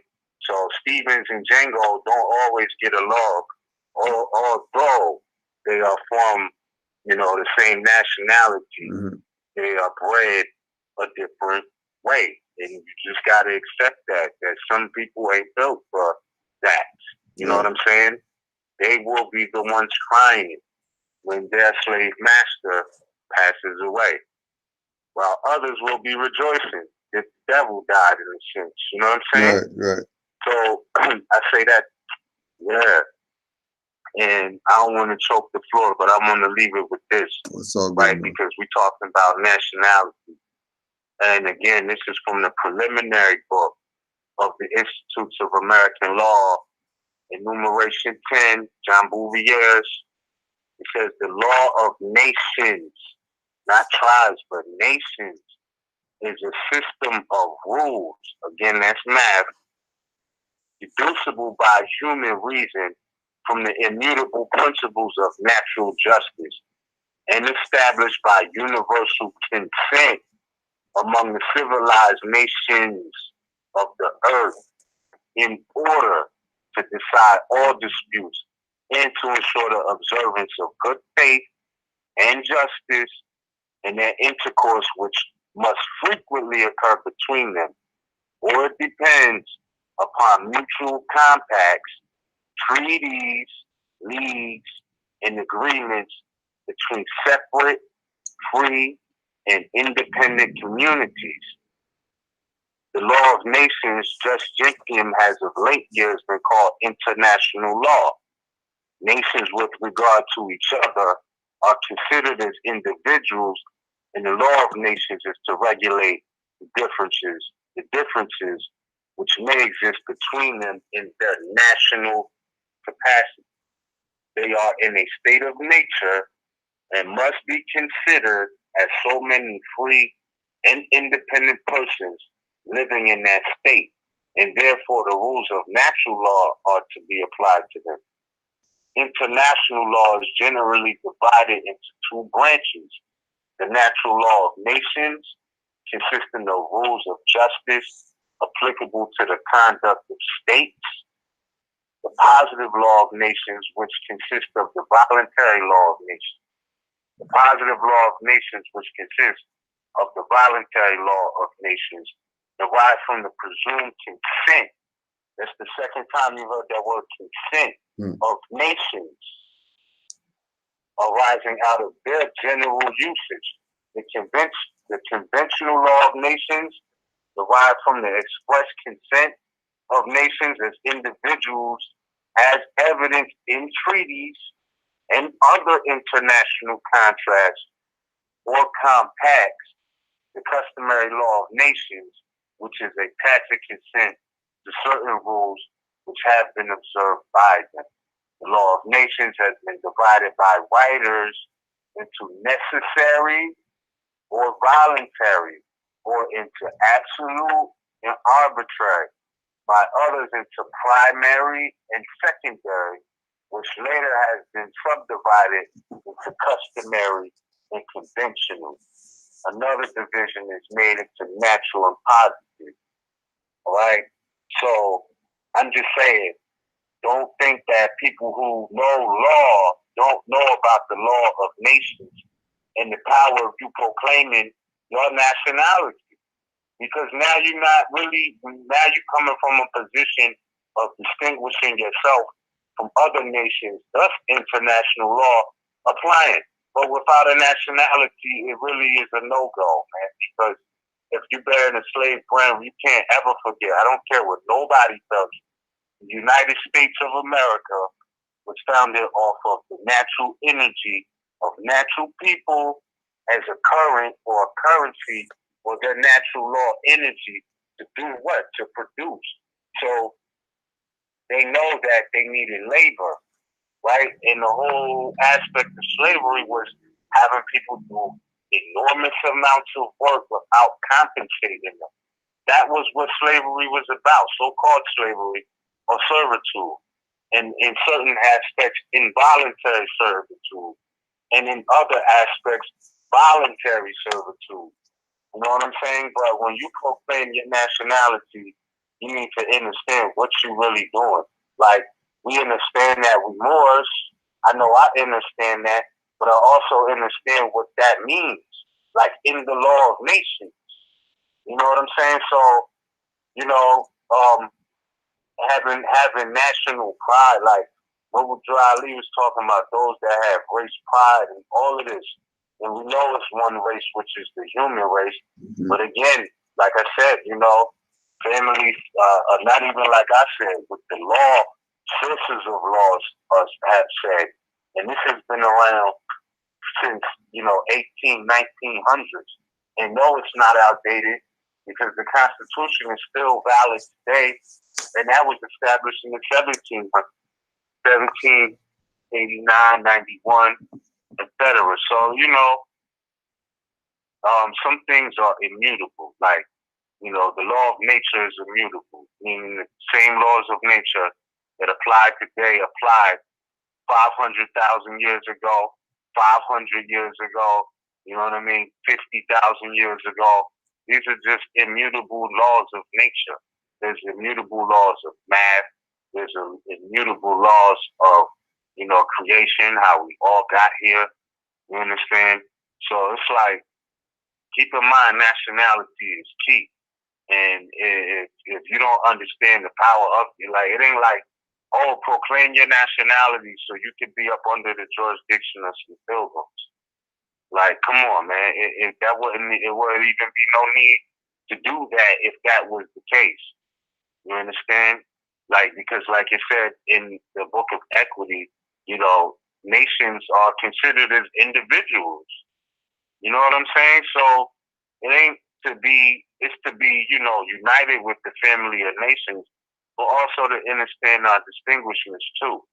And like I said, you know, I don't know why people are scared to be themselves when every state, every quasi-national domicile operating on the North American land has maxims and rules and canons where they're prohibited from discriminating because of somebody's race, religion, you know, national origin, you know, all of these things, background, all of these things are prohibited by the quote unquote rules. Mm-hmm. So I know that you're going to have people who just hate different nationalities because, you know, it is what it is. That's their feelings. That's how they feel.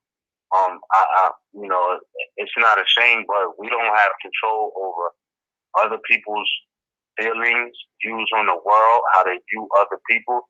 That's not something we can control. So, but you got to know it when you see it and know what your remedy is. So if you got magistrate so-and-so in his mind, like it says in the Library of Congress, shout out to you and Navy Bay for the thumbnail and the research of that picture about politicians with nigger on the brain.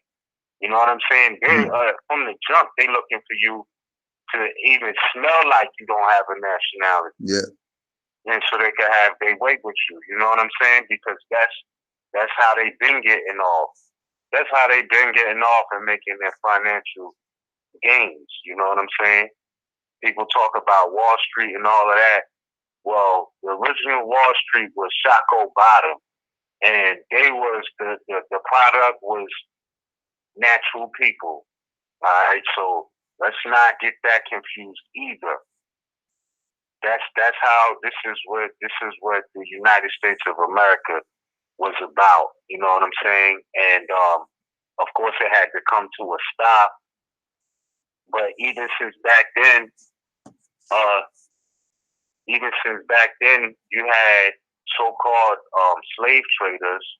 You had so-called slave traders who were being advised by the United States Commissioner and all of these things to stop it, but they just didn't. You know what I'm saying? So, like, it comes down to the point where, in my perspective, you know, people can have their own perspective and you can say it's one and the same or balance, but there's a positive and negative force, and then there's neutral, or good and evil, and then neutral. So, you know, at the end of the day, in the beginning of the day, you just got to know that it's all energy. So just like I said, it's positive and negative energy.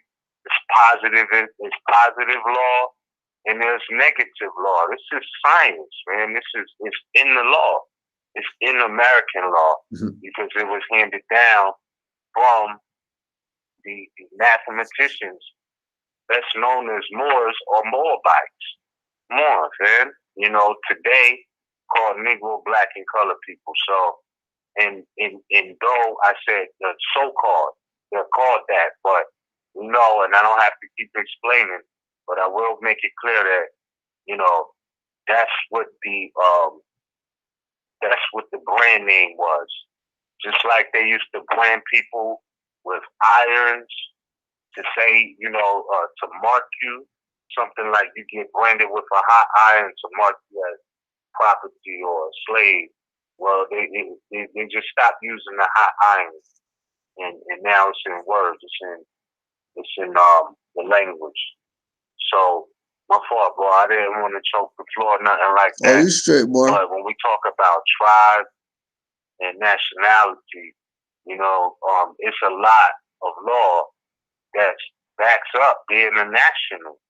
You know what I'm saying? Like, cause these people will cry and complain like, oh, well, you know, they was hating because my nationality, and, you know, they don't like this about my nationality. And all of that is prohibited by law. You know what I'm saying?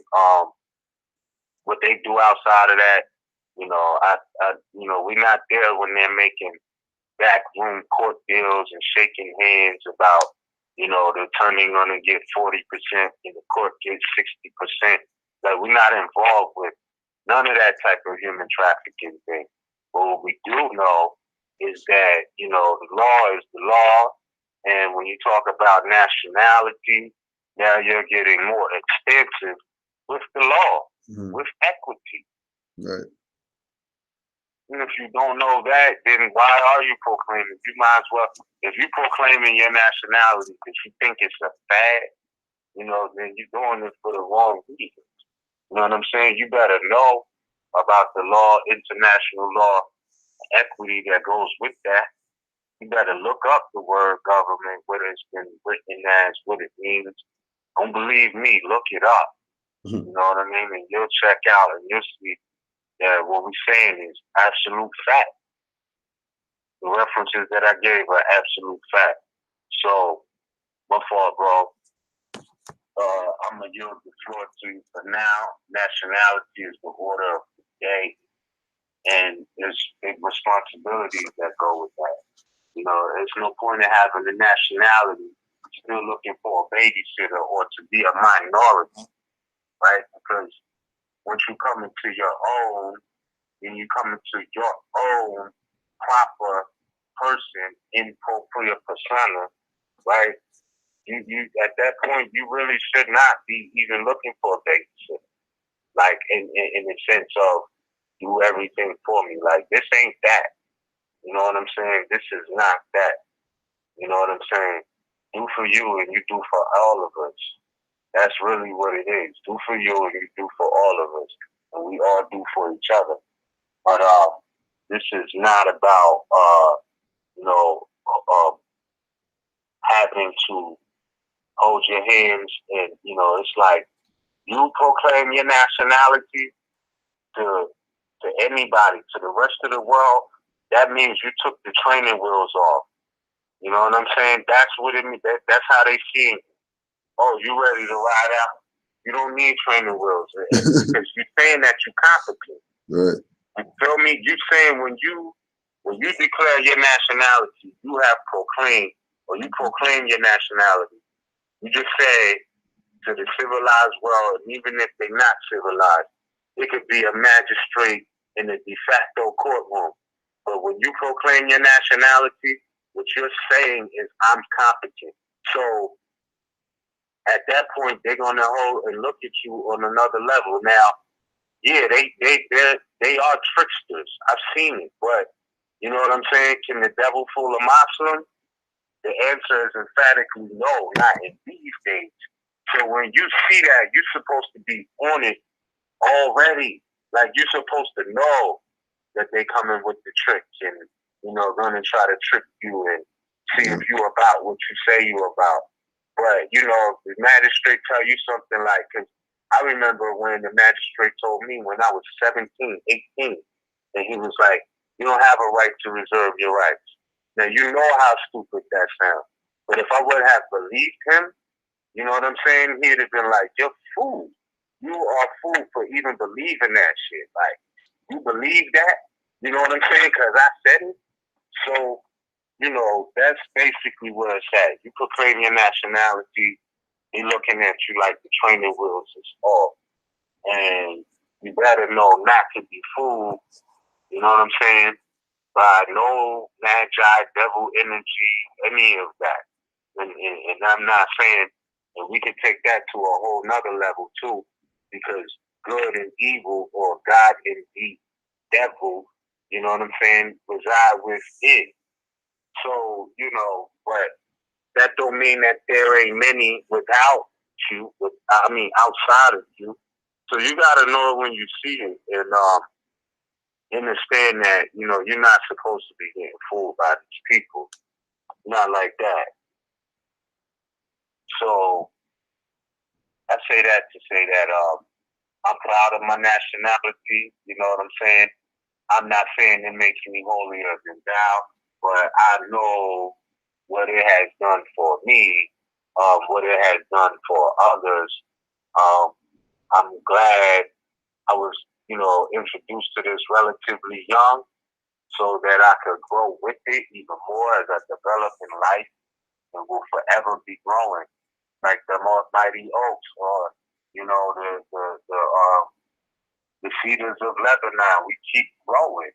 You know what I'm saying? Like we are the day stars on high, basically, and vitality is as we unfold in life is key. So I'm not ashamed to be myself. I know it's been discouraging from the systematic attacks that they have been trying to bestow upon Moors who are coming into their own systematically. And within that systematic attack, they have used people who look just like us. So that's another thing, to not get off the hook about. It's like, again, Stevens and Django's. They look alike, but they ain't the same. Character-wise, they're not the same breed. Mm-hmm. So, with that, Moore, I'm going to yield the floor for now. Islam, and, They got any numbers pressed there? Or we're still good. Oh, hold up, my fault. I was going in for a minute. I didn't even, Oh, you're good, Moore. Don't worry. Yeah, we had one caller who was with us from the I don't know, they just dropped off. Now we good. We can keep going in for now. All right, so we can keep. Just touching back again with regard to we are a nation on the end of time and fulfilling of the prophecies. Mm-hmm.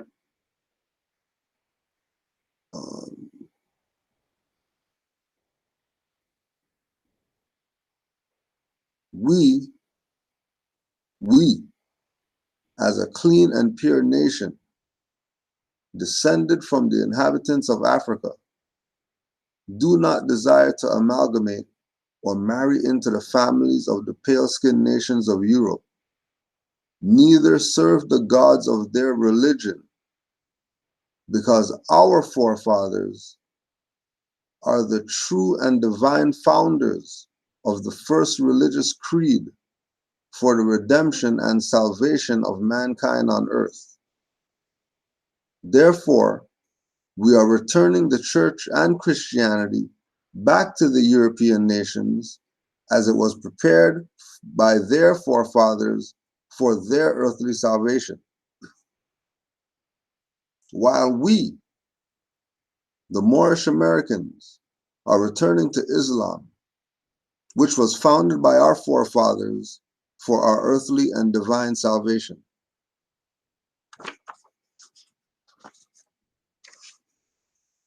The covenant of the great God Allah. Honor thy father and thy mother, that thy days may be longer upon the earthland which the Lord thy God Allah hath given thee.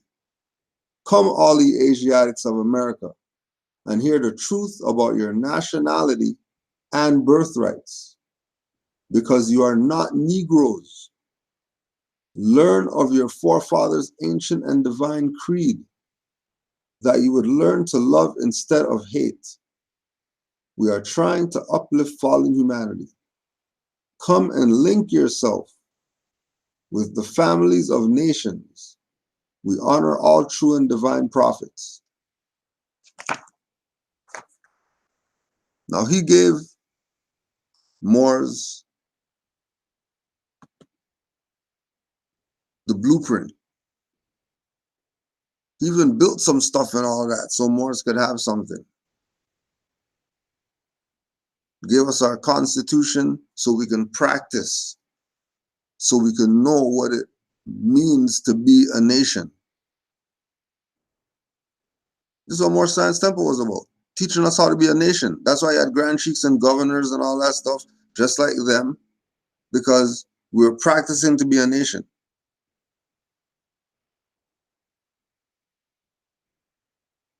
It was training us to be able to take our place amongst the affairs of men. That we're not Negroes.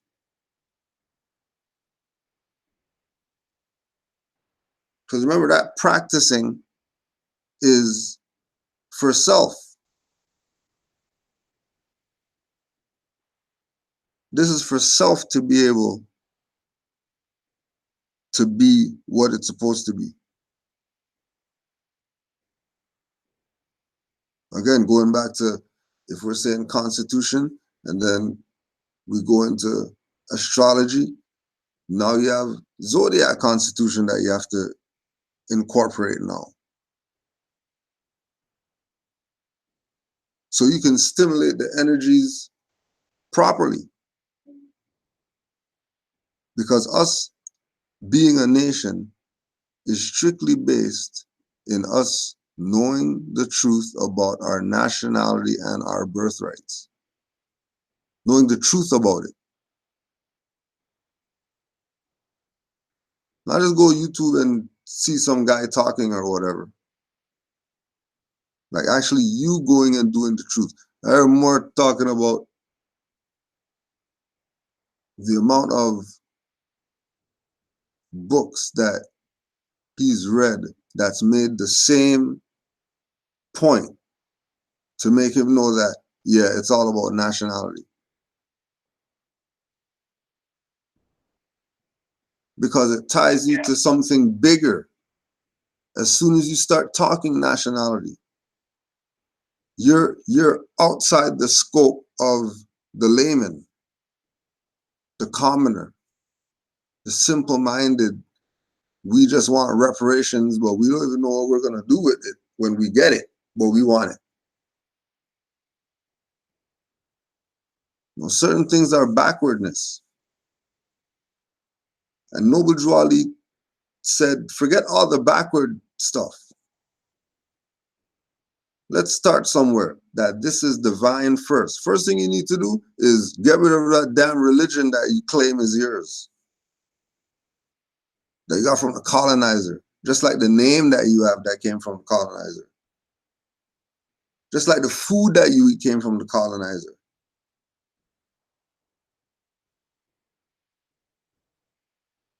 And Moors were straightening up. Moors were getting their self right. Why? Because they were understanding the truth about their nationality. They weren't coming into this because they had some ticket or something like that.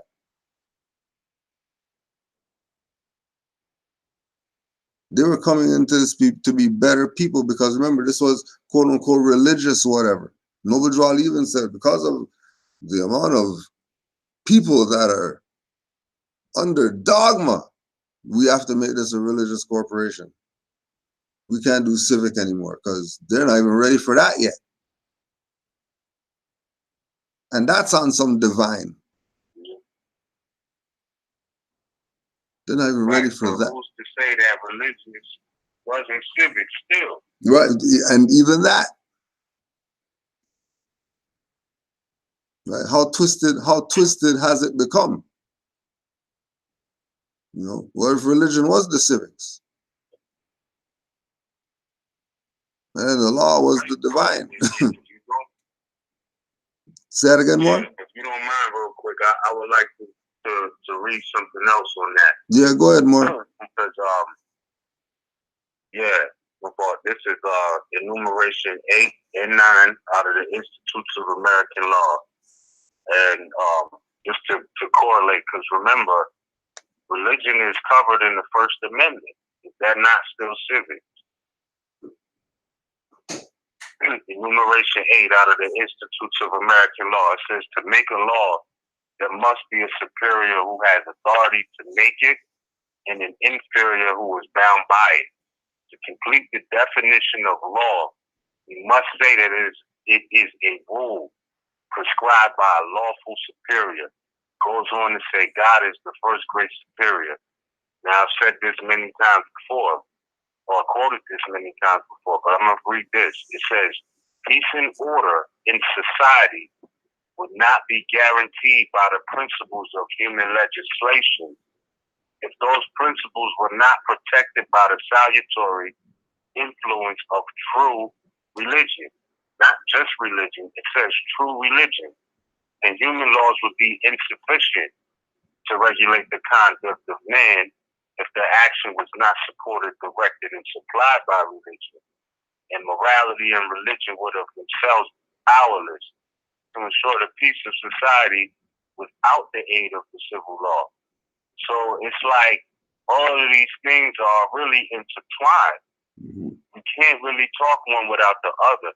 But see, the key here, though, Brother Cujo, is true religion.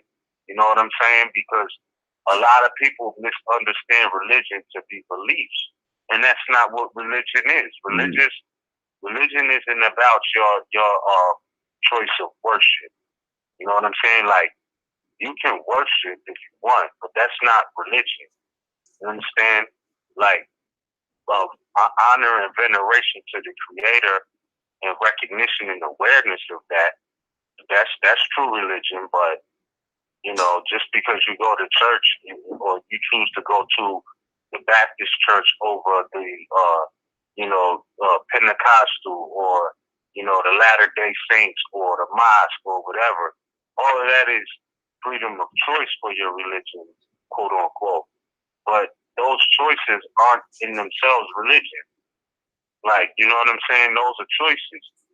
So when you talk about religion, you know what I mean? And he's talking divine and national. Cujo, the 5-pointed star on the Moorish flag is what's known as to what's working magic. You know what I'm saying? Any botanica will show you that. Will tell you that. That 5-point interlaced star is divine and national. It really is. You know, so the religion is in all the flags of the East. You know, they're dealing with cosmological signs, whether they be crescent moons and stars, you know what I mean? Stars or just crescent moons. Like, the signs are clearly there. That is something about the cosmos that has some sort of influence on this nation or tribe or whatever is presenting itself to the world with a flag. You know what I mean? So I just wanted to add that on, not to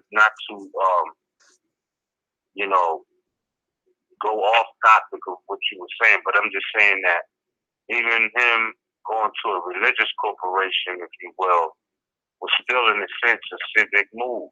Yeah. Because he wasn't teaching dogma. Right. Feel me? That's a religion. Right. Yeah. And in the preliminary book in the Institutes of American Law, it mentions true religion. You know what I'm saying?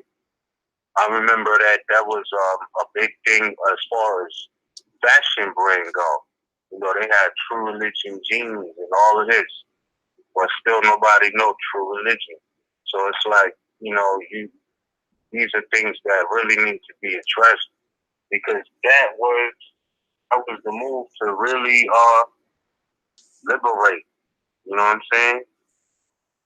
Civics and religion, divine and national. Right.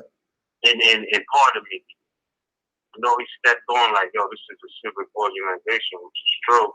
But that don't mean he got off of civics because he went to the religious aspect. Right. Islam. Islam. And with that, the fact that it was religious, it was to bring people up to get to civics eventually. You would have to make the transition from dogma to get rid of all the dogma and really deal with what this is. So this is you know, the idea of proclaim your nationality isn't a step. You know, it's not one thing that you're gonna do. You just got this card or these papers or this special book or whatever, and it's over. This is a continual evolutionary process. This is not a one-night stand. You're not just gonna you know, deal with your situation and don't think that you're not obligated now. You know, like you're talking about with, you know, people talk about they're not a Moor anymore. You know, Oh my gosh, like, what you mean you're not a Moor? What do you mean you knew that you're LB, Ali, Day, Al, whatever, and then you're not that anymore? And I could never find anybody from another nation that did something messed up and left their nation. No matter what, they're identified by that nation.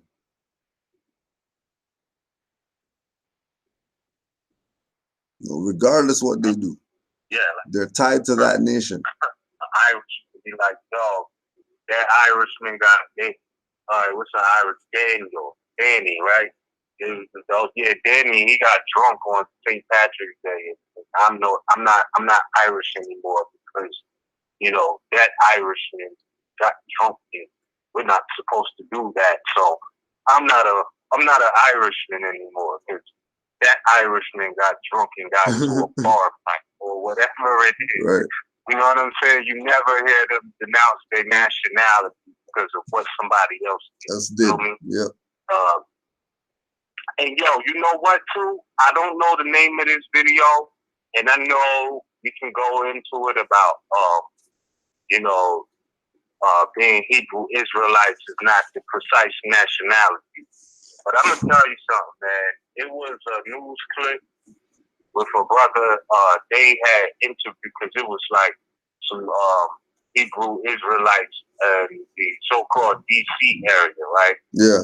And they was like spazzing on. You probably know about this. They was spazzing on, or that's how they presented it in the news anyway. Like they was spazzing on some European for something. It was some type of march or something. And the news tried to spin it like, you know, Hebrew Israelites was a hate group. So they brought somebody else on there who was a head of a Hebrew Israelite chapter, right? And it was so much to learn from this brother's loyalty to what he said he was about. Because even though he didn't support what was happening, he didn't just say that. He was like, when they ask, well, you don't see that as hate? He's like, man, it had to be a reason they said it. You know what I'm saying? Like, he would never down those other Hebrew Israelites in public. And that was with national principles, even though Hebrew Israelite is not a nationality. And I'm going to just send you the link after this class, but it's really a very interesting, because they brought him on the news station, and he didn't throw any of his people under the bus. And that's another thing too. You know, people be downplaying the Hebrews and whatnot, but a lot of people got down with that because of tax exempt status, bro. That was really like a motivation for a lot of people, because that's in the law books too. They're talking, and if you talk to any of them who take it serious, you'll see that a lot of them, they get busy and set up. I mean, as far as their protocols go, as far as organization protocols, they usually set up their own non-profits and things of that nature. I have nothing to do with that business. I'm not speaking for them, but I know that it was documented in the law book, and I apologize. I know it was a movie, but I forgot which one, but it definitely was speaking about, you know, Hebrews and that organization not being quote unquote taxed. So a lot of people was doing it for the benefit. But going back to what I was saying about being yourself, you know, when you know nationality, not so-called organization shit, you know that the law of nations applies, and really, if you're not of a specific nation, they have no business actually taxing, because again, the law of nations applies, and if that's not your nationality, what lawfully there is, or equitably, there's really nothing to pay into if you're not being rendered the services that are promised by the servants, public servants. So I don't know. That's another conversation for another time. I'm just saying that the bigger picture of the brother not throwing his brothers and sisters under the bus, even though he didn't agree with them, that was solid principles of nationality and action. I've seen it, and I know Hebrew is not a nationality. It's another action word, like you know, like Lenny Lenape. Yeah, it's like Lenny Lenape. You know what I'm saying? Which means original people. So once we start getting to the etymology of all of these words, and I think that we will be able to see what we're actually saying and what it means to other people. Because, you know, we can say, oh, well, I'm Lenny Lenape, and that means original people, but there's people in Asia who's going to say they original people. Exactly. There's people in so-called Africa who tell you they original people. So it's very general, but people think it's exclusive, and it's not. That's the issue, bro. But then that's why even Noble Drew Ali told us what our nationality is. So it could be specific, and we're not going to get generalized with anybody else out here that might be claiming something, because everybody else is dealing with some type of specific marker of their quote-unquote origin, right? Starting with what's nationality. After that, they'll deal with whatever. But nationality would always be the order of the day with our people. Because unfortunately, you know, they don't want these lessons. And this is not something new. This is not something we're just making this up right now. And, you know, people, because they have ability to see Instagram videos and Facebook live videos or whatever, they think that's what it means to be a Moor. You know, that's what Noble Drew Ali brought. Like this thing is vast into parts of your mind that you start studying that you just have to put down the stuff sometimes. Take a detox, take a breather. Go on vacation from studying, because it gets crazy when you start really going into the information and knowing what does it really mean to be the original people. When you say that you're that, you know, when you say you're Cherokee, what does it really mean? What's that really? That's just wear some feathers, beat a drum, and know how to speak that language. That's it. That's dogma. If you're looking at it, that's it. Just going to the powwow makes you or whatever. It's way deeper than that. Yeah. Yeah. And that was another key in studying and being taught how to study. He said, okay, all right, if you don't believe it, just study and try to prove it wrong. Yeah. And you're trying to prove it wrong, and to find out that you can't. You cannot prove it wrong. Like to yourself. Forget everybody else. Forget everybody else. Exactly. Forget everybody else. Okay. Yep. You gotta take it to yourself to be competent. Study to show thyself approved, not anybody else. Study to show thyself approved.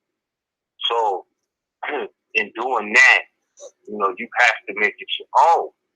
And that's really where the remedy is. But it does get to a point where you be like, yo, I bear witness. You know what I mean? Like, you have to bear witness. You like, and not that you can't learn more, but you be like, yo, my tank is on full. I gotta burn some of this off. And you start looking for things to observe and study. And I've been on that wave too, because I've been studying a whole lot. And I had to like really prepare, because you know, if you really study, like Noble Drew Ali said, those who stay in the school, the longer they stay in the school, the more they're defended jumping through the hoops, right? Because he said, he who goes to the school is a fool right on, right? He said a fool right on. And when you study anything, it gets to a point where, okay, you know, you don't have to study 1 + 1 is 2 for the rest of your life. You get to a point of knowing, and then you be, right? So if you get to the point where you be what you know, you could put the book down for a minute, you know what I'm saying, and start studying yourself, right? Because that's the next degree. Like even people who go to college after 4 years, you know what I'm saying? In most cases, not all, but after 4 years, you're considered like eligible to graduate. You go to the next level. So same thing with being, just because the European is not telling you, yo, you ready for the next level. You get the tech study, now you're ready. You'll know when you're at that point of, I don't need the, you know, kindergarten arithmetic no more. Mm-hmm. Like I can put that there, because I'm so sure that 1 + 1 is 2. Yeah. You know what I'm saying? Just as an example. So you can put that down. We don't have to go over that again, right? It's known. It's a known fact. And then you start to utilize that mathematics in real life and start to multiply, you know, all of these things. It's the same thing with your knowledge base. So you might have to, like I tell you, the other day a tree fell in my backyard, right? A big tree, huge. And when we got to cutting it, it was a lesson in its own merit for me. It wasn't from the book, you know what I'm saying? But it's from what I studied previously that allowed me to receive the lesson, right? Because I'm like, okay, this tree fell in the yard, gotta cut it, gotta do all of this. And there was a few things that came to me from lessons I previously studied.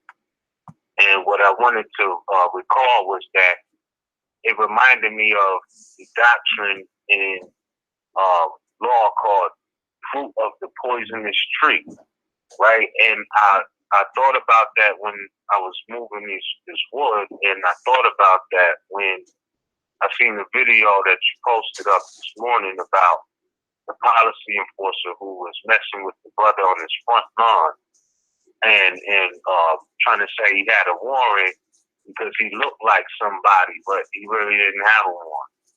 You know what I'm saying? And they was about to walk off. And I'm like, well, if anything else would have resulted from that, that's a perfect example of fruit of the poisonous tree, right? And the fact that also all of the life form, anything you see is never really what the surface is. It's always what the substance is. Because like we ride past and walk past trees every day, and they look so inanimate, but there's so much life on the inside of them. You know, trees are homes to a lot of things. Like a lot of things depend on the tree as its home. So you got bugs, worms, you know what I mean, different animals and all of this who depend on that tree for life. So what it symbolically reminded me of was that, every living thing is connected to every other living. And nothing is for naught. So when the tree falls, you know, the old mystic saying is, as the old tree falls, so it lies, right? But you can still utilize that wood for something too. So it's like, you know, when you just start taking the signs and the synchronicities from life, I would say don't forget those are studies too. You know what I'm saying? Everything happens for a reason. That means you always have a reference or something to think about. But I forgot what it says.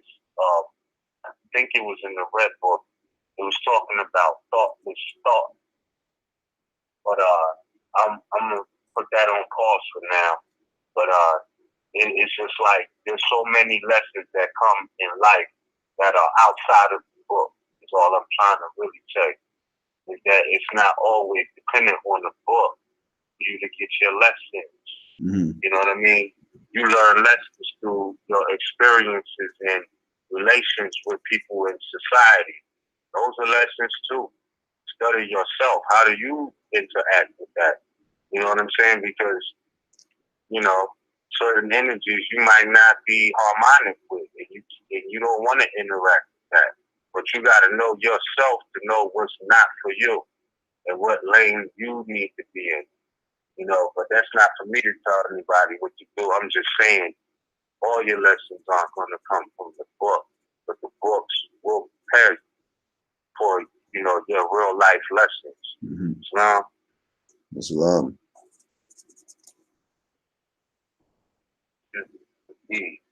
So look, we had a couple of hands up though, and I see another caller from the 416 area, bro. All right, let's see what's good. What? Let's see. Yes. All right, caller 416, 418, live on the air, man.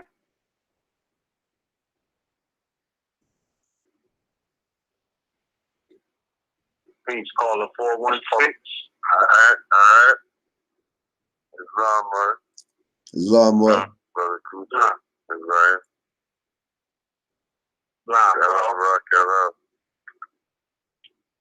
Islam. Islam. Islam, no, that's what's up. Thanks for calling in. I think this is your first time calling in on the line. No, I called him for like 2 years back. Been a while. Been a while. I want to say honest to the brothers, you know, to do anything and, you know, inspiration and, you know, like Cujo said, like proclaiming is like an ongoing process, you know what I'm saying? It's just like a flower that's blooming on a seed, you know? And every day you just learn, you apply, or, you know, you continue to learn more and study. But I'm learning to the long process and stuff. I just want to say honest to the brothers, them. Keep doing your thing, and, you know, I'm here. Islam, more. Give thanks to you. Nah, that's peace, bro. That's peace stuff. Well, thankful the brother called in. Definitely Moors with bars on the line too. Appreciate that. The Moors keep doing that music up in Canaanland. It's that Jurassic Park.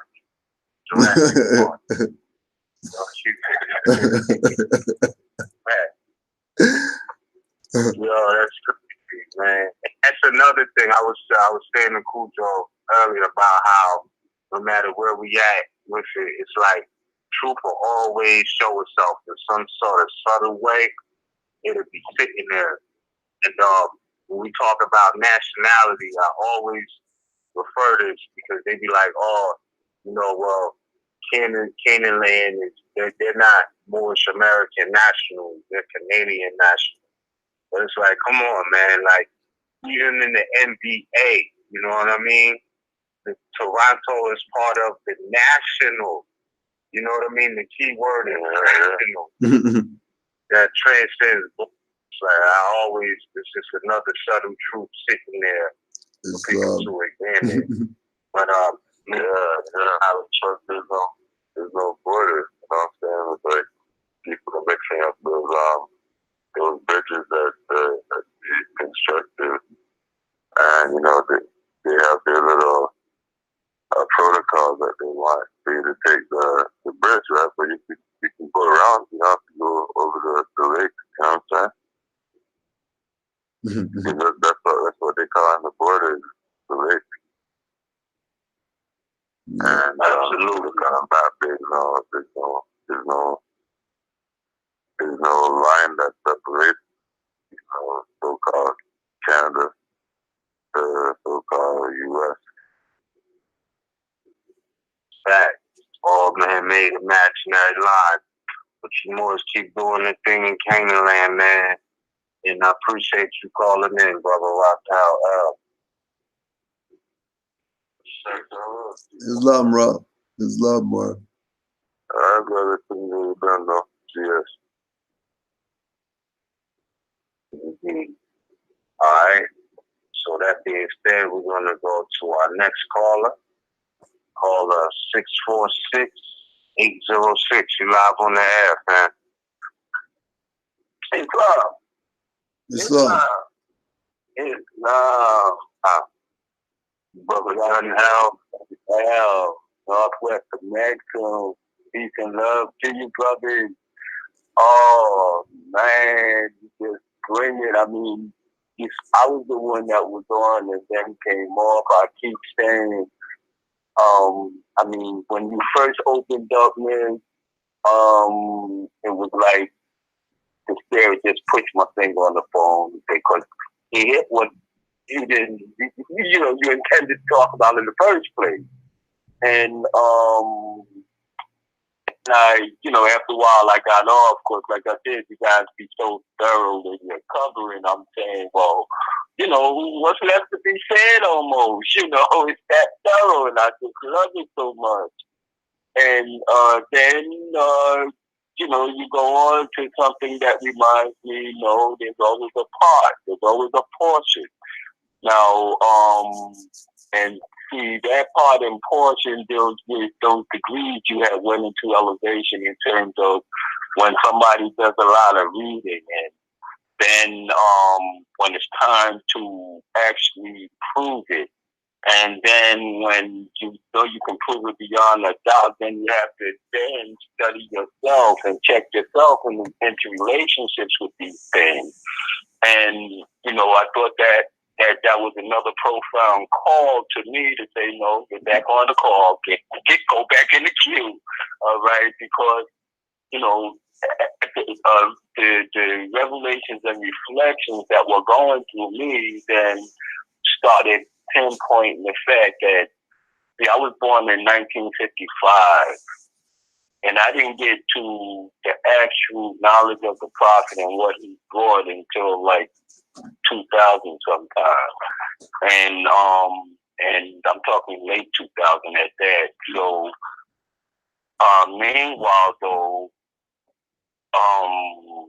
the things that folk might call curse and the differences in the words and the extracurricular books that I was reading as I'm growing up, and the extracurricular studies that I took, even beyond what they were teaching in school. So I got a hold of words and writers that, were not up to the level of trickery that they have today, were not dealing with the words turned upside down the way they have it today. So when, somebody might look like a curse, it could be good or bad, but what they really talking about are spells. Spells can be good or bad, with no disrespect to anyone. But what I'm saying is that everything being part of that science and everything coming from the maxim as was so eloquently translated from those books, talking about the international law. It's like as if there's certain mechanism at work within us at all times, and my route getting to the profit and the knowledge was particularly based on the where we were at. Now, in 1955, okay, I'm born then, but going through the 60s, it was a whole different real mindset that was making a headway, even though they were still limited because of, a lot of the confusion that was stepping in and a lot of the ideas that were trying to be controlled and a lot of information trying to be withheld. Not that it was, but it was trying to be, in the sense that a lot of the books that I had read growing up, you can't find them.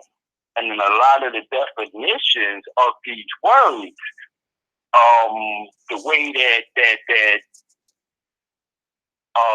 people are using them, it's almost like your illustration is of giving, when you shine the lamp on the devil and then he got the light, then when you go to him and he tell you something and you accept it because you didn't do your own study and inner study, then he's laughing at you and saying you're a fool and going right on with his plan.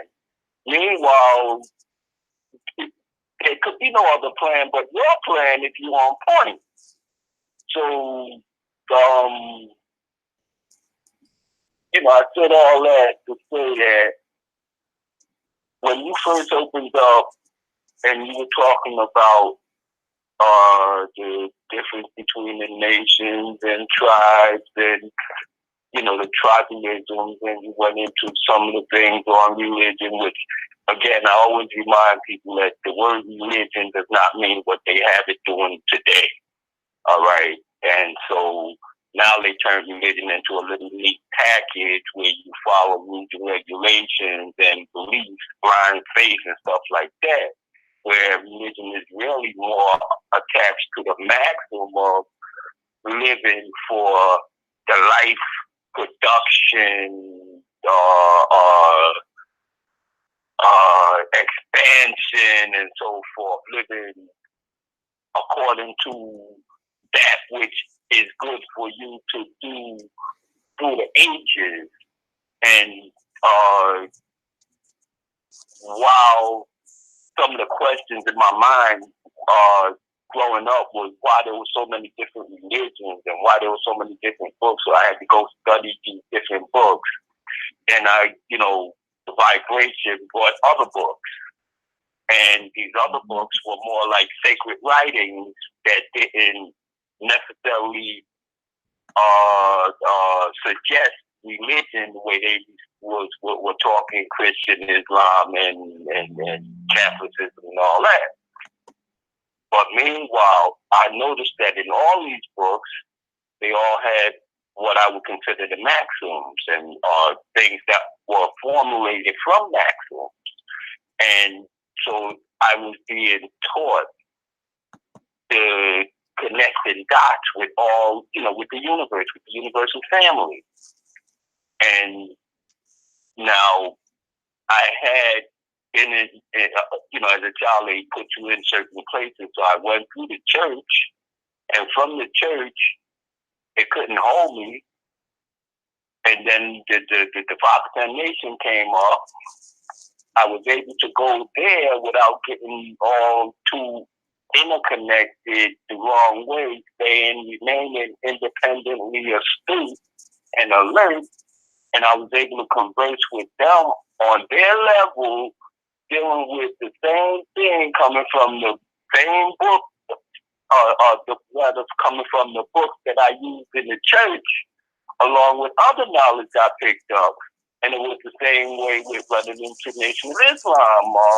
So in other words, I would keep seeing how the dots are constantly connecting, but yet still now I hadn't, again, moved into the level of the knowledge of the prophet. Sure, I saw my attention was attracted to footnotes that might have said Noble to Ali, or footnotes that might have pointed to Moor. But these footnotes were sometimes so small, even though my eyes were much better back in the day, but the footnotes were so small that if I were not an astute reader, and if I just was not the type to read it all, you wouldn't even find it. You would miss it. You know what I'm saying? The way they teach people to read now, and most people not reading, they think they can read the title with the last chapter and they got it. And they don't get it. Mm-hmm. And so, again, so all that is bringing me now to the reason that you sparked me so much was that a couple of nights ago I had this dream. And in the dream, I'm going into a meditation. And inside the meditation, I go into an episode.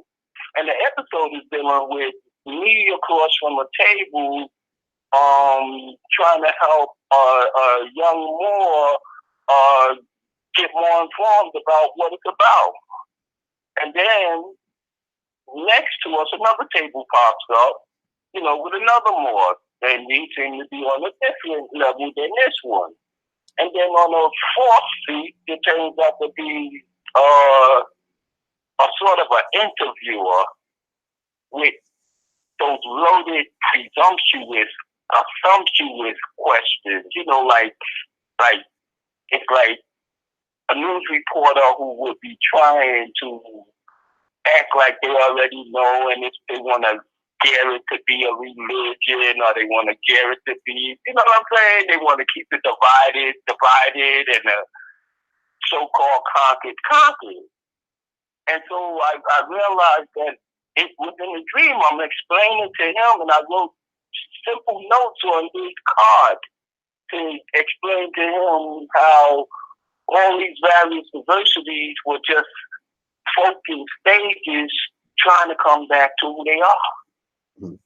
And he was, really trying to say how impossible that sounds, but then there's 50 popped up next to him, shaking their head with approval and a smile. And I thought that was also significant and connected to how you opened up and, what the whole program was all about. And I felt it necessary to share it in terms of, because I'm not going from basically books that I've read incomplete. I'm going from my experiences with these various things that have, been part of our elevation. Because, as much as we might say whatever we want about the different shortcomings or limitations, which the knowledge itself and the sight that these places have, it's as real and powerful as any. Those shortcomings and limitations are because the individuals have become followers, and we were not meant to do that. And in being followers, even if you follow, you're not meant to be a blind follower. And so it all leads back that our 5 principles is what brings us back. And if we get a hold of that and follow that, the game is over. We can't be fooled. We only fool ourselves when we, try to ignore these maxims that uphold that are fired up by that higher law and leads to, these principles that are much higher than all these so-called legislative stuff. And, so I know that all in all, the work is being done. I congratulate you, brothers, for really keeping it going forward and the expansion of it and the connecting of it so that, each of us, no matter what stage we at, we have to get there. This is no way to be possible for us not to. Now, our individual, ego or whatever expectation or whatever you want to call it might say, damn, they're taking too long. But that's not it. The ingredients are the ingredients. The process is the process. We don't know who's working off what or why. And, that's the way it is. But the main thing is that, again, a lot of times the words are not getting there because the words have become a stumbling block. It's the vibration of it. It's the tonality of it. It's the rhythm of it, the math of it that I'm relying on. It's the spirit of it that I'm relying on that can go past the misinterpreted words and touch that spirit and touch that heart and touch that mind and move that soul into that participative action that it's supposed to be in. Not to follow, but to learn to know and do and be. And, on that, I rest and I say Islam. And again, thanks. Islam, Moor. Give thanks for that. Indeed, but Islam. No doubt. Yeah, and the brother said something really profound about it's just being all having basically a certain interest to whereas because he was speaking about the different organizations he got familiar with. Yeah. And I find it interesting because we get caught up in the competition sometimes. When I say we, I don't mean like me, I mean all of us. I can't even say all of us, but as people, you know what I'm saying? We tend to be like, I'm standing under this banner and you're wrong if you're under that one. And these might be right or wrong claims or whatever. But the brother said something profound. And it reminded me of this video. Gotta give an acknowledgement to this video. It's titled, We Don't Teach That at a Law School, Part 2. on our Law School Mecca channel. And what I find interesting about this is a brother is explaining to some other guys that, brothers had went to the Moor Science Temple, therefore the nation of gods and earths had lost some membership in that. And he was like, nah. The other guy was like, nah, we didn't lose nothing. You know what I'm saying? Because it was the Moor Science Temple before 1964, which is when the nation of gods and earths was established, right? And he put it in perspective because, like the brother said, he saw footnotes about Noble Drew Ali and things of this nature. But it's like, when you put it in this perspective and just respect that, it is what it is. Yep. Moor's Holy Temple of Science, Moor Science Temple of America. Noble Drew Ali was the first one in the 20th century to bring Islam back to the Moors of North America. That's just the fact. Ain't nothing to be mad about. And there's been others who took that information and did what they did with it as time went on. That's just the fact. People can be upset about it, but when you look at the timeline of what what happened, like in real time. This is how it goes. This is what it was. Right. So I feel like, you know, people try to discredit Moors because this is the way. You know what I mean? Everybody ain't on it like that. You know what I mean? Some people know what time it is. So I just say that to say that that particular video was a perfect example of that, and also a perfect example of just respecting the venue. You know what I mean? Like, just respect the venue that you in. Like, if you in the mosque, don't be trying to convert people to Christianity. If you in the church, don't try to convert people to Islam. Just respect the venue that you in.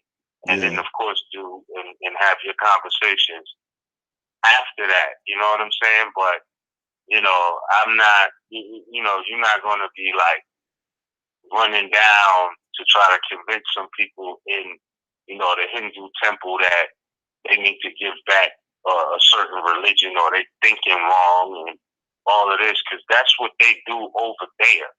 All right? And they do something else somewhere else. And if you find that you're not in the place that vibrates with you, go somewhere where you vibrate. Like, just, you know what I mean? Do that instead of trying to down everybody else because you don't vibrate with it. You know what I'm saying? Like, just stick to what's good for you. Straight. So, say that, and because as Noble Dry and this is what makes it's so relatable. You know what I mean? You can't tell me about, you know, your spirituality or religion and knowledge yourself, but then try to down Noble Dry Lee's body of work, like what his effort was, because he made it relatable to all walks of life when he said, you know, we honor all true and divine prophets.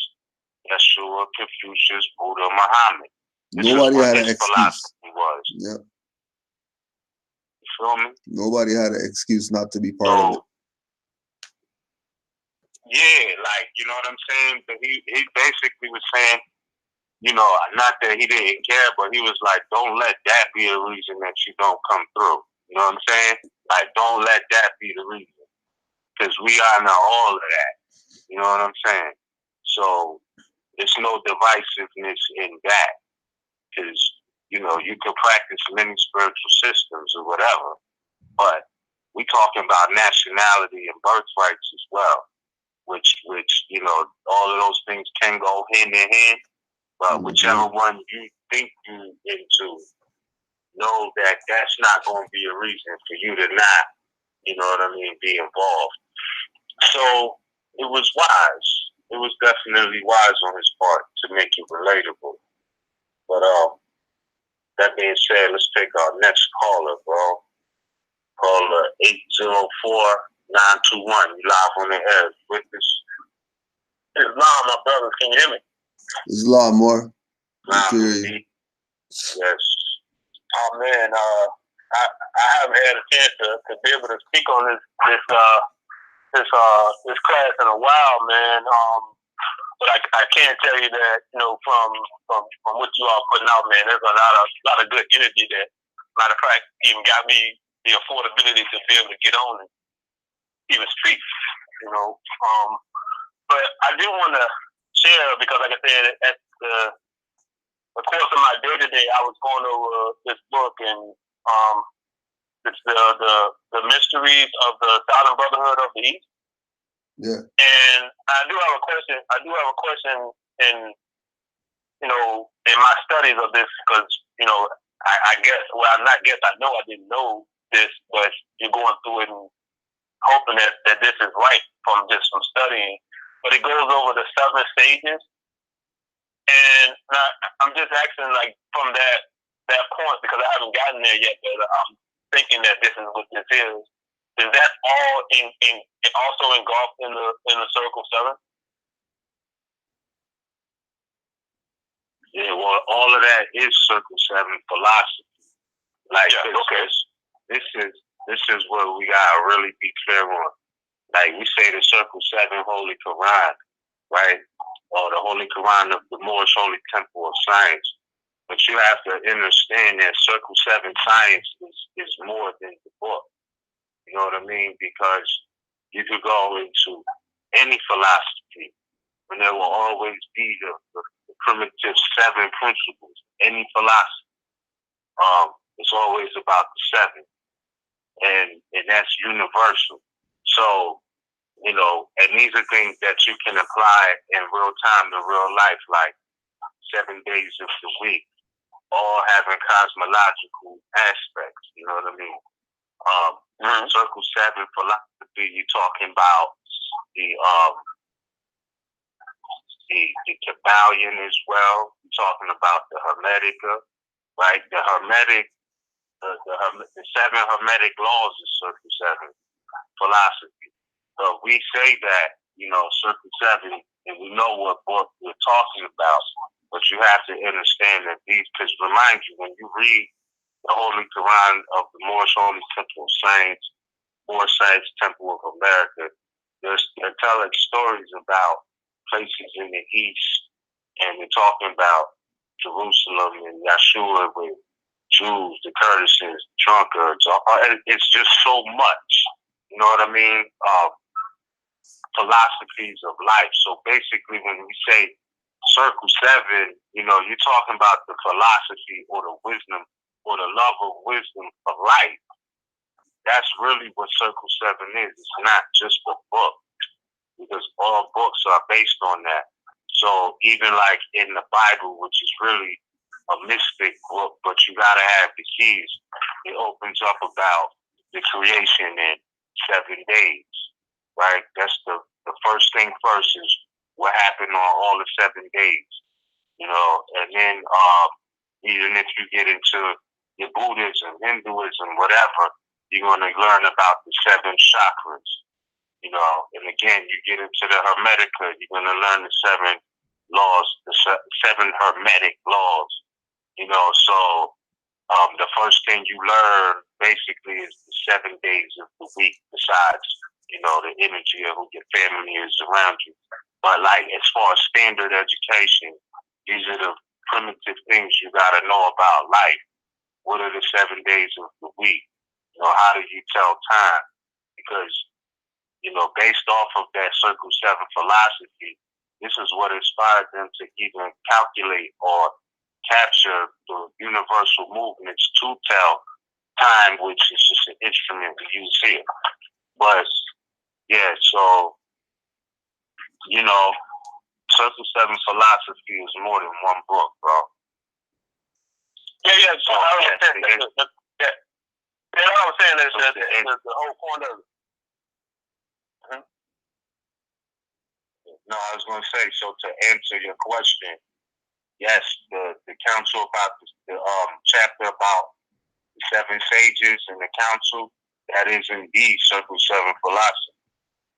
Okay, yeah, because in here, just like making highlights and stuff like that. Like one of the things that kind of got to me is that one faith walk in Babylon, she was bright and fair, but she was clothed in such a white robe that men became afraid of her. And it said, like I said, just highlighting from that, I said that from that chapter of the 7 stages and how they openly addressed Yahshua with the 7 stages and the seven days of balance, is that it was saying basically that doubt drove out fear out of the land. So from the understanding in here that it says that in form of worship Allah, that one man in heart, they are not sure that Allah exists. So it says faith worships in the temple of one not seen, but doubt must see her God. Like I said, just have an understanding that, like I said, just me chopping up because I didn't want to sound like because I'm still studying, you know what I mean? So at the end of the day, the little bits and pieces that I'm highlighting from it, that it says that in life there is no secrets. The sun reveals all hidden truths, that there are no mysteries in Allah. But I'm going back to, I think that my good brother Kudo, he expounded on that a couple times where he was talking about the priesthood is dead. And in here, it's just a lot of things that's going and coexisting with what you good brother talk about on the phone tonight. As far as in nationality and how things are supposed to be set up. So I wanted to get to that part because I think it was chapter 8 where it was talking about basically like people like the brother before me, people use religion, to keep people in a certain place, and that's a part of the priesthood. Where that's what it says right here in chapter 8. It says that the priesthood cannot be reformed; it is already dead. Its greatest needs are great graves and funeral chants. So having the understanding that this stuff is so significant, man. Like I said, it's crazy because you all talk about it tonight and being able to read the book and, like I said, still study. It's just very interesting. Yeah. And the other thing too, Brother Kudo, I sent a video to you, man. It was the brother from American Gods. With the way it was so crazy like that, I'm pretty sure you got the video. But the cop had pulled them. The cop had pulled them over on the bus, and it was crazy because they the way he said the word L, like he said the name. And both of his appellations were L. You know what I mean? So it was just crazy because he was a Moor and his brother's a Moor. Right. You know what I mean? So it's a crazy series. Yeah. And again, too, back to the Mysteries of the Silent Brotherhood, that was supposed to be just an added book. Okay. Like that's how the temple, after the infiltration, was pushing that book. Like it wasn't part of the Circle 7. That's why it's separated now. But it's the full lessons of Jesus' life, when genealogy of Jesus, 18 years that he went to Egypt and all that stuff. That's only part of the learning. What you're reading now is the other part of the learning. That if Moors would have got those books together, we wouldn't have been in this mess, because everybody would know that the priesthood is dead and not be trusting none of these grand sheiks up here after Noble Drew Ali transition. And all these sultans of whatever and all these whatever they call themselves.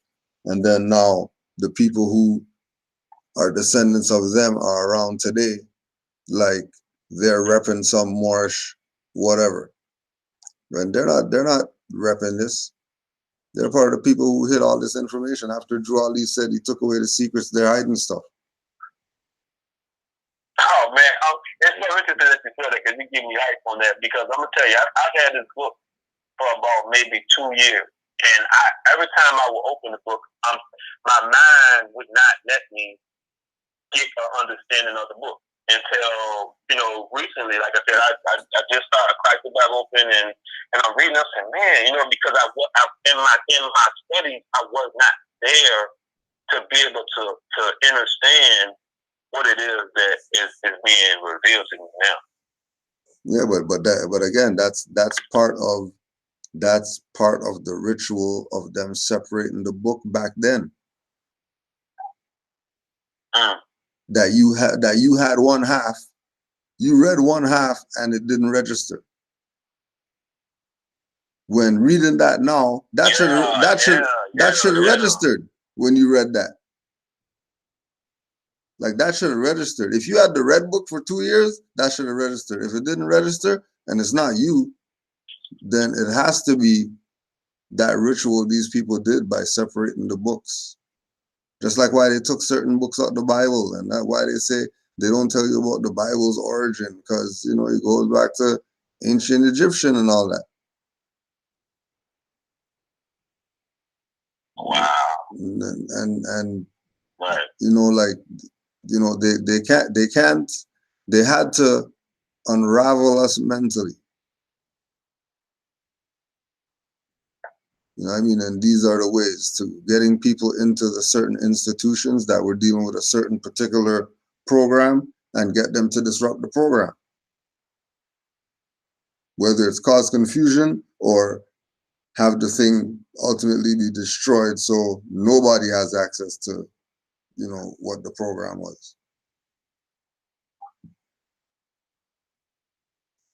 You know, but again, this is why, you know, this is the time now. It wasn't for back then. It was actually for now. Because Joel even prophesied that fourth and fifth generations is who this for. I don't know you guys playing around.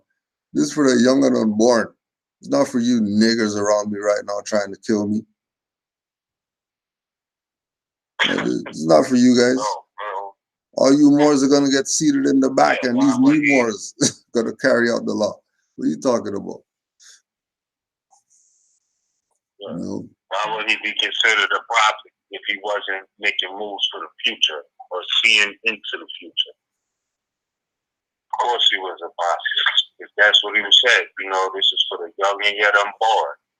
It ain't like a prophet do everything for the past. You know what I mean? Like, it's like you're making moves for the future. So, like you said, bro, that's right on. It was for these times right now, because this is the age of information. You know what I'm saying? And it's sad that it is a lot of people who are still basically like, you know, again, we still need to call that math up to the table. But if mathematically, you know, the 85% are uninformed, that percentage was large, very large. But in these days, the information is readily available. Some information you got to dig deep for, but you know, it's no excuse for ignorance in these days, for sure. Straight up. You know what I'm saying? Because it's so information at the click of a finger.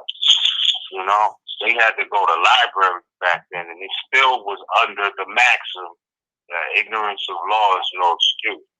So it's like, if they had it that easy back then you know, we really don't have an excuse these days to not be informed, you know? Straight. Yeah, and you know, the crazy part is that I remember a while back, you know, I had another Moor. He was basically telling me that Moorish or Moorish American is not a nationality. I'm saying to myself, man, this brother said he in a temple, you know what I mean? And I'm saying back, like, what are you talking about, man? Like, you sound so ridiculous. How you saying you in the temple and how you going to the 101? I mean, what are you talking about? You know what I mean? He was like, yeah, you know, but that's not a nationality. I'm like, man, you know what? I had to get away from that dude, man. I had to. See, and that's part of the thing, that, you know, their hope is that people do opposite of what you did. Instead of walk away from that clown, they walk away from the movement. Right? You know, like, that's where they want people to go. Say, forget this, because this guy must be nuts. If this is what temples are, I don't want nothing to do with this. That a guy who's in there is telling you that Moorish American is not a nationality, when that's in the 101s. He wasn't the popular majority. I'm like, wow. Right? Contradicting. Yeah. But that's how you know who's who. Because you would have to show yourself approved by accepting the fact that the priesthood is dead. So you better study and stop following people, because you don't know where anybody's leading you. And these days, they got Snapchat filter to make people look like certain people and men look like women and stuff like that. You don't know who the hell you're watching on YouTube. Oh, yeah. Big facts. And with that being said, that's why the First Amendment is so imperative. Peaceably assemble, man. Like, you gotta see people in real life, man. Like, the internet is such a trap in a sense, you know? Because, yo, I seen that. I'm like, damn, yo, you never know, right? So, that being the case, attend your community, you know, meetings, no dating apps and all of that, online apps. Yeah, super trap. I never been the type to try to, you know, do a online type of dating thing. But all of that you showed with that small clip, I was like, man, thank Allah for, you know, being able to meet with people in the flesh. For real. This digital way be getting in the way. People want to talk on the phone 8 hours and you like, you know, I could be doing something else. Come through. You know what I'm saying? And it's like that digital way is dangerous, bro. It's crazy. In a sense. But yeah, I didn't know that until you showed that this morning, and I was like, man, thank God. I don't be on none of them dating apps and all of that, but I can just imagine people getting catfished. Crazy. That technology, that like, yo, that's crazy, bro. That is crazy. So yeah, I say that. To add on, yeah. In these days, you have to real deal yourself with everything. First-hand experience. Forget what anybody else say. Study it yourself. You know what I mean? Don't take nobody on face value. I think that's a perfect lesson or maxim or axiom to cap with what you posted, bro. Don't take nobody at face value. Yeah. No pun intended.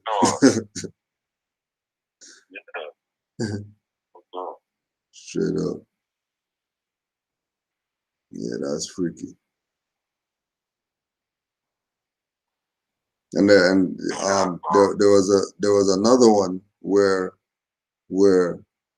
a dude was making out with his girl and she had it on and she made herself a man. Had dude tripping when he turned around and seen the camera. Tripping.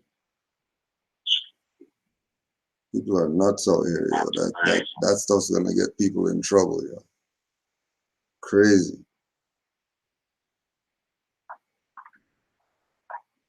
Yeah, well, the crazy part is my daughter used that same app, and she sent me a picture of herself, and she said, I look just like you, Dad. I said, you might look like me when I was maybe your age, but now I'm older. You know, I don't think that. I mean, I see the resemblance, but it does make her look like me as a male. Yeah, crazy shit.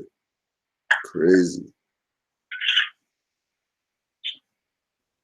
But I do hear the point, my brother. Like I said, it's just, you know, just interesting conversation, man, and how the correlation of the nations and how we must understand what nationality is, and that's why I see a lot of us moving forward, especially, you know, newer boards, you know, like you said, Brother Cujo, that, you know, people on the outside, if they just see the temple works, they think, you know, this is how it is. And the truth be told, like I think you all said it time and time again, a lot of people come in, they think it's about, you know, learning about, you know, driving without a so-called license and all. It's not that. I mean, myself, I know me, I would like to just to live and be unmolested and not have to deal with all this stuff that they have going on that have nothing to do with me. Right. But they keep putting me in it. And the more and more I learn, I say, I'm not a part of your colony. I've never been a part of your colony. And when you talk to different people and you say, have you ever heard of the Dred Scott case? They said, no, I've never heard of that. And I said, well, you know, you start telling people. And let me go on to this. Like I said, I don't want to be long. that my aunt, she told me, she said that, I have, family members that, if I don't say anything, they'll say something to set me up to get me to start talking. And then when I start talking, they be like, oh, I don't want to hear what you're talking about. But you asked me to start talking. So that's the thing I don't get. You would feel like, why did you ask me to start talking? This to set me up. It's crazy to me. Yeah. So it's like that we need to learn, but you'd rather stay over here and be whatever you are. Yep. Yeah. And again, that's why I noticed that it's true. It's for the young and yet unborn, or those who have an open mind, willing to learn. But because trying to convince some people who don't want to know is like the biggest energy drainer, y'all.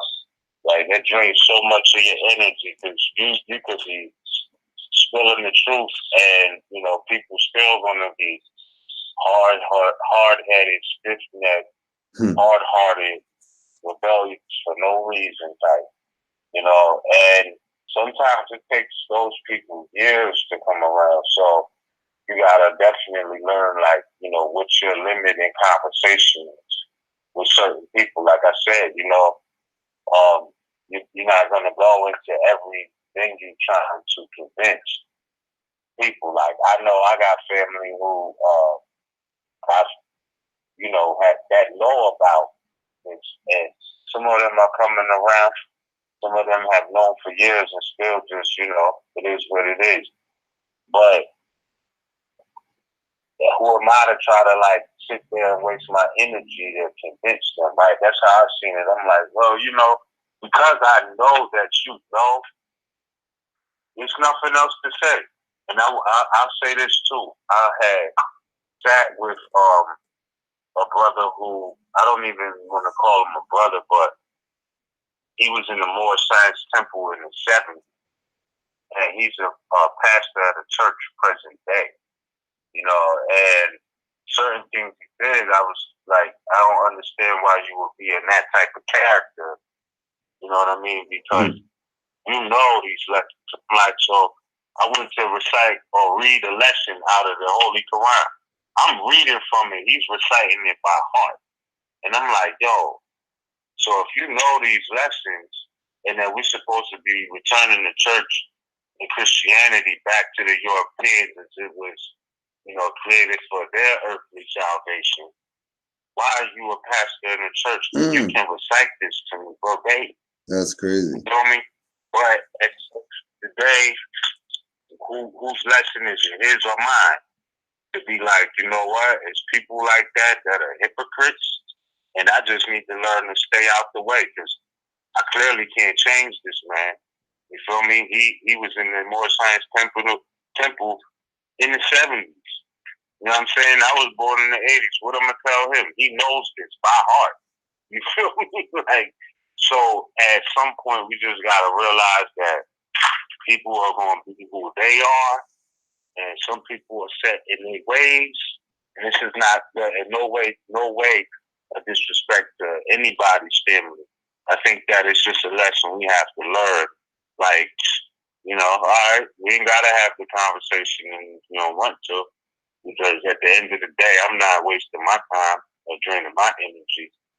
There's 1,000 other people who want to hear this message. Exactly. You know what I mean? I'm not going to cry about 2 or 3 people that don't. And that's just it, bro. That's the math. Yeah. I think it just messed me up more so because I don't go and push stuff on people, but the way she explained it to me, I was like, wow, that's interesting because I didn't know that they were doing that. Like, sometimes you can't read people's, body language sometimes because they brought you in to have a conversation, but that's not what they really wanted to do. It's more like something to laugh at later. And it's sad probably because the joke is on them. That's why it's because not. I was gonna say that's why it's. Because I was saying because that's what I hear them come later and be like, man, this happened to me or that happened to me. And I said, in my head, I'm saying, well, yeah, I talked to you about it, but you still want to complain instead of doing something about it. So, you know, it's, I don't know. That's what I was just gonna say. That's why you let them talk their BS and you just sit back and you just wait until they fall on their sword. Because it's gonna happen. Once they get this info and then they start playing that they're denied, don't worry, they're gonna fall on their sword. And guess who they're gonna have to come to get off the sword? Same person who tried to put them on 2, 3, 5, 10 years ago. Now they're losing their house. Now they want to be a Moor and shit.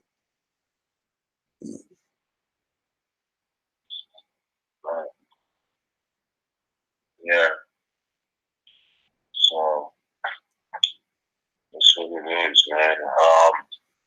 That being said, I know we're in like our last 4 minutes of this particular broadcast, and I just want to say, just to Standing on Law is this Sunday at 1 o'clock p.m. Eastern Standard Time, and MHHS Tuesday Blog Talk Radio, of course, 9:30 p.m. as well. Kujo, I know you'll be on YouTube for sure, going live around 7 or 7:30? 7, yeah, 7 Tuesday. 7 Tuesday, 1 Sunday. 7 Tuesday, 1 Sunday. As well. Islam to the Moors in the chat. And all the Moors who've been riding with Sons of Allah since we jumped off. Islam to everybody for supporting. And honors to the Prophet Noble Jew Ali, and praise to Allah for our platform, MHHS. Eyes wide open. Absolutely. I echo those same sentiments. And we'll be back on it, man. Yeah, so we'll be back on it third Thursday every month. June, I did not check the calendar to see the exact date, but the announcement will be made. Sure to be pretty much close to the summer solstice. So we'll be going in on that as well. And in the meantime, everybody, travel in peace and security. And we will see you all or hear from you all very soon. All right? Islam. Peace, Moors. Peace to Canaanland Moors as well. Everybody, Moors worldwide. Indeed. All right. Yeah.